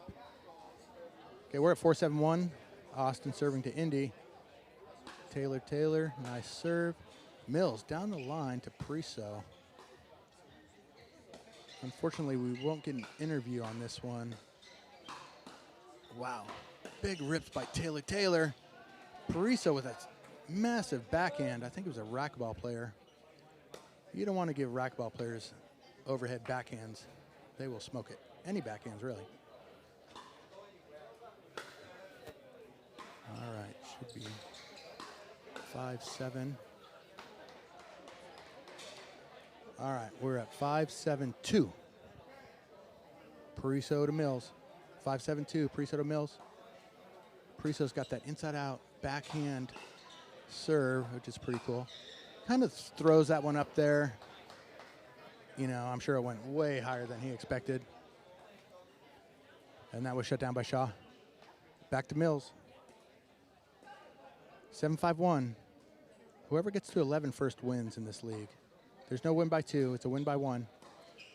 Makes things go a little faster for TV. Taylor runs that down. Mills behind her. Taylor coming to center like, you know, you would think you would do, but Mills went behind her. 8 her up. 8-5-1. We're very close to the very final match of the National Pickleball League Championships. Taylor wants to keep going. Nobody wants to quit. I think we've been here over 12 hours now. I mean, it started 12 hours ago. 12 hours and 13 minutes ago. The final Sunday. The two championship teams, though, started around 3:30 actually. Supposed to be 2, but we had some technical difficulties with the CBS sports crew. All right, we're at 5-8-1. Austin Indy. Oh, wow. What a great get by Shaw. Oh, and then tries a little too much on that cross court. Hits the tape. We're at 6-8-1. The refs have been here all day. We love our refs. What a crew. Hits the tape, rolls it over. Pariso with a weak lob. Mills gets in there. Oh, what happened? Oh, man. Okay. You know, that's what's great about having refs is they can see. They're watching those feet. Mills pushed off with one of his feet in the kitchen on his overhead, and then it's too hard to reestablish. It's a tennis move. Mills goes out the side of Pariso. Just a great inside out. So we're at second serve. 7-8-2, man. You can't get any closer. Taylor going to Mills. Keeps him honest. Mills, he likes to hit those lines, but that one went out the left side. 8-8-2. Austin fighting back. The National Pickleball League runner-up, the Austin Ignite. So we'll see. These people want to finish strong. You want to always leave a winner. 9-8-2. Wow, what a comeback by Austin. Mills gets in there, Pariso. Wow, Shaw, how does he get that? How does she get that? Pariso hits something like that. Most of the time, that's a winner. All right, we're flipping sides. We're at 8-9-1. Everybody wants to win, man. Taylor bringing it back in front of herself. Okay. Mills sees a shot. Chest high. No dice. Taylor was too good, too quick. Tries it again. Taylor gets it again. Goes a third time. Fourth time down the middle. The fifth time out the side. So great work by Taylor. Taking 3 off the chest and getting it back in play. Wow, 9-9-1. This is big time. The final match of the championship. Pariso out the side. Mills gets it. He dunks it over to the corner. Plays the other sideline for Mills. Mills is everywhere. Taylor goes big. Oh, no. Foot fault on Taylor. Holy smokes. This is it. Match point. Match point of the final game of the National Pickleball League champions. And just maybe more salt in the wound from the drivers to Austin by winning it already. It's already sewed up. Mills goes big. Oh, he thought Shaw would be there to pick that up. A little saucy discussion on his own by Mills, talking to himself. We're always glad Mills is not mic'd up. This is it. Oh, goes out. They won it. They got it. It hit. Looked like it might have went out the side, but that's it. They're the National Pickleball League champions and just added another win to the bunch to end up 10-6 overall. started in third with the regular season and then ended up in first place. That's how close it was. Okay, thank you for listening to Coach David Alexander all season or half the season. We're going back to the main board in CBS Sports. See ya. Coach David out.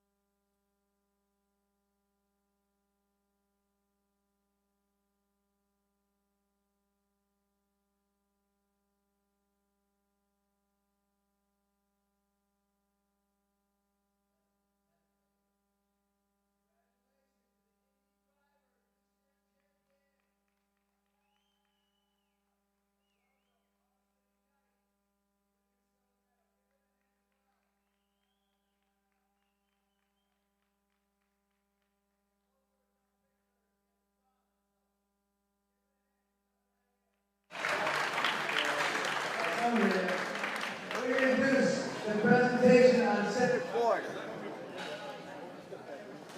We're going to go with Austin Ignite first. So we're going to present the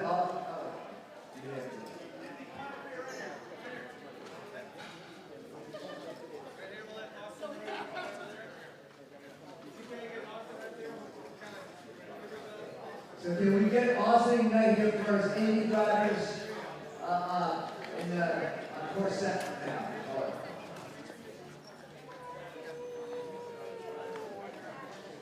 I should be like 30 more seconds.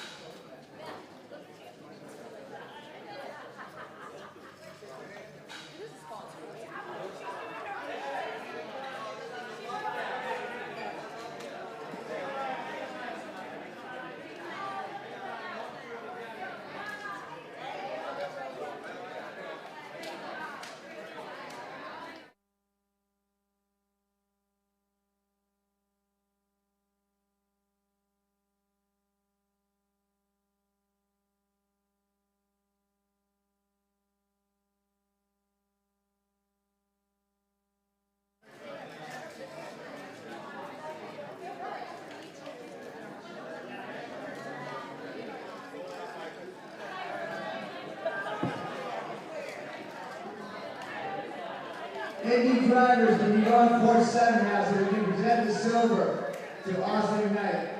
Indy drivers.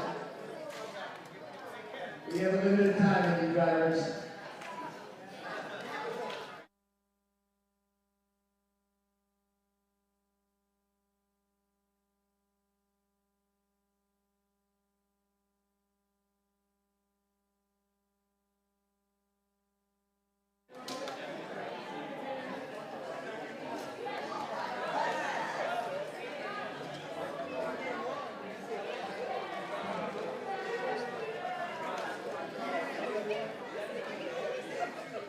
Let's get going, guys. We gotta get going.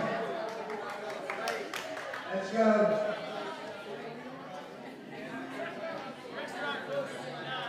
You guys, step back behind the line.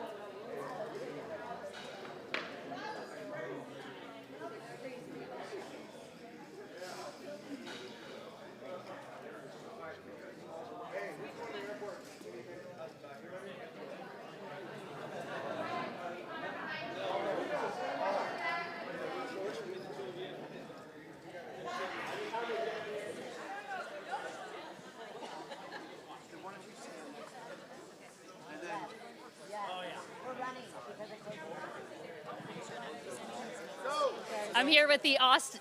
Let me stop a second. Question, and then Beth's going to present the second place trophy. Okay. Do you want me to? So you're just going to give them to the owner. The owner, right? Yeah, and then you just turn around and give them to everybody. Okay. Ready whenever you want. You want me on All this right, side? here we go. Just to be part of it. Okay. All right, squeeze down a little bit. All right, in 3, 2, 1, go. I'm here with the Austin Ignite runners-up this weekend, but still regular season champs, and it's been an incredible inaugural season, I know, for everybody involved. But for you, for your team, what do you think the most memorable part of this experience will be? Well, we had so many great memories, great competition, fun, but I would say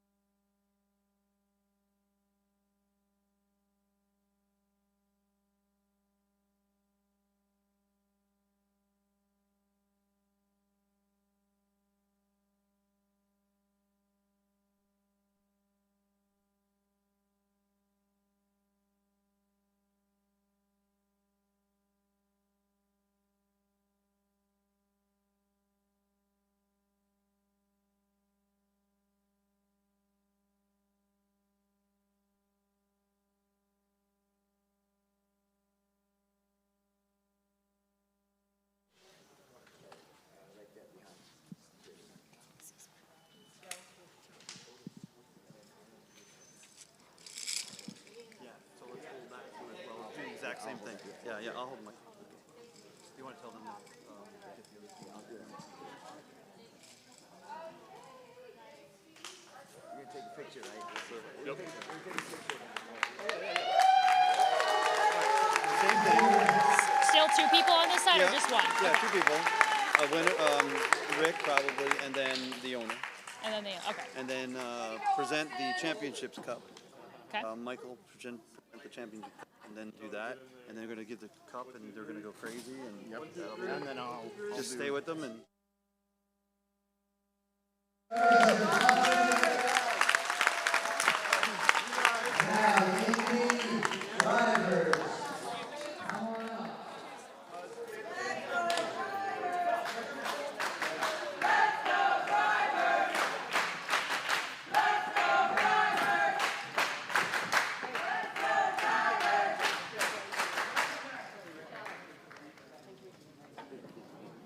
Stand right in the middle of them too. You're on this side. You want to go? I'm going to go right in the middle of you guys. You're on this side. Rick. And Who's going to speak? Yeah, I'll speak. Okay. So she's going to ask you a question that you want to tell them what that is. Yeah, I'm just going to ask you, as a co-founder and now champion of the league, what this experience has been like for you, what it means to you to make history with everyone around you. So something like that. And then for you,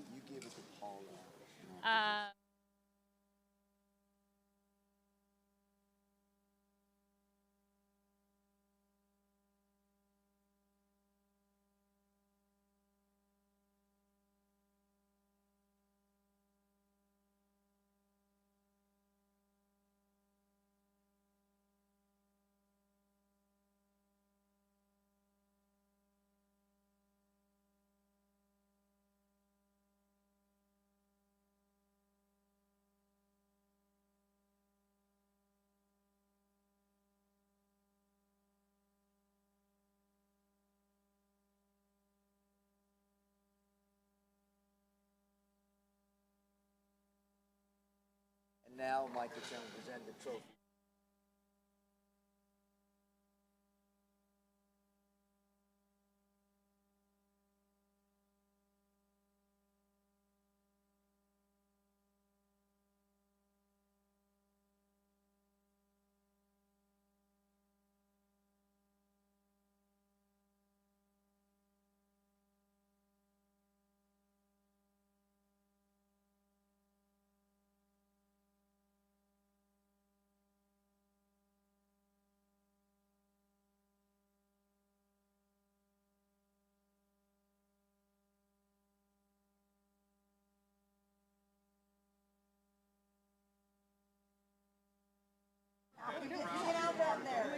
I'm getting on my one tiptoe that I do. I'm gonna reach over and get her. Come on up, unless you're gonna go. Yeah. Tell me when. The Indy Drivers are the first ever NPL champions, and in just a minute, they're going to be the first to ever hoist the NPL Champions Cup. But first, Rick, as a co-founder and now a champion of this league, what has this whole experience been like for you? It certainly exceeded expectations from the owners to the players to the volunteers to the administration. I'm just tickled the way it all ended up, and it's growing beyond our belief, and we have so many committed players for next year. We're super proud of that, but you know, I just want to give my hats off to Austin Ignite. Their team is so phenomenal. They've got so many great athletes, and they won the regular season, and honestly, every match was so close. Match points left and right, both teams, and what a phenomenal ending to an incredible season. As an owner who drafted this guy with the #1 overall pick, you got to be feeling pretty good right now. But what does it mean for you to be the team owner of the championship team? Oh, it means a lot. First of all, I think we made a good bet when we got Rick, and I think we made a good bet when we got all of these winners back here. And I want to say congratulations to Austin. I happen to be big fans of the guys and ladies that own the Austin Ignite. I think they're incredibly classy people, and they've done an incredible job. And I am so thrilled that we can bring this championship home to Indianapolis with the greatest, what I think is going to become one of the greatest leagues in America, the National Pickleball League. And thank you to Michael, Rick, and Beth for putting this together. Thanks to all the owners for having the belief. And thanks to this incredible team behind me that brought it home today. Thanks, guys. And I want to give a big thank you to my wife Paula. And I think tonight we answered that question that was asked at the combine and at the draft when she said at the beginning of the season, "You sure you know what the hell you're doing?" Well, yes, we do. Well said. We'll end it on that and allow you to have an opportunity to hand out the gold medals. And I believe Michael Chen, you have something to present yourself. Absolutely.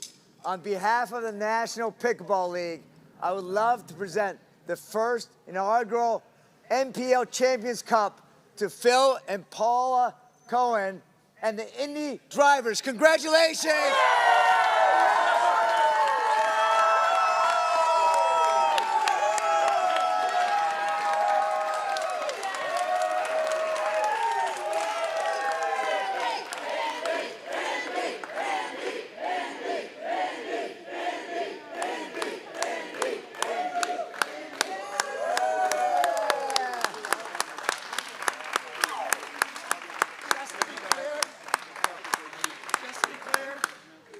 It's going home to Indy, guys.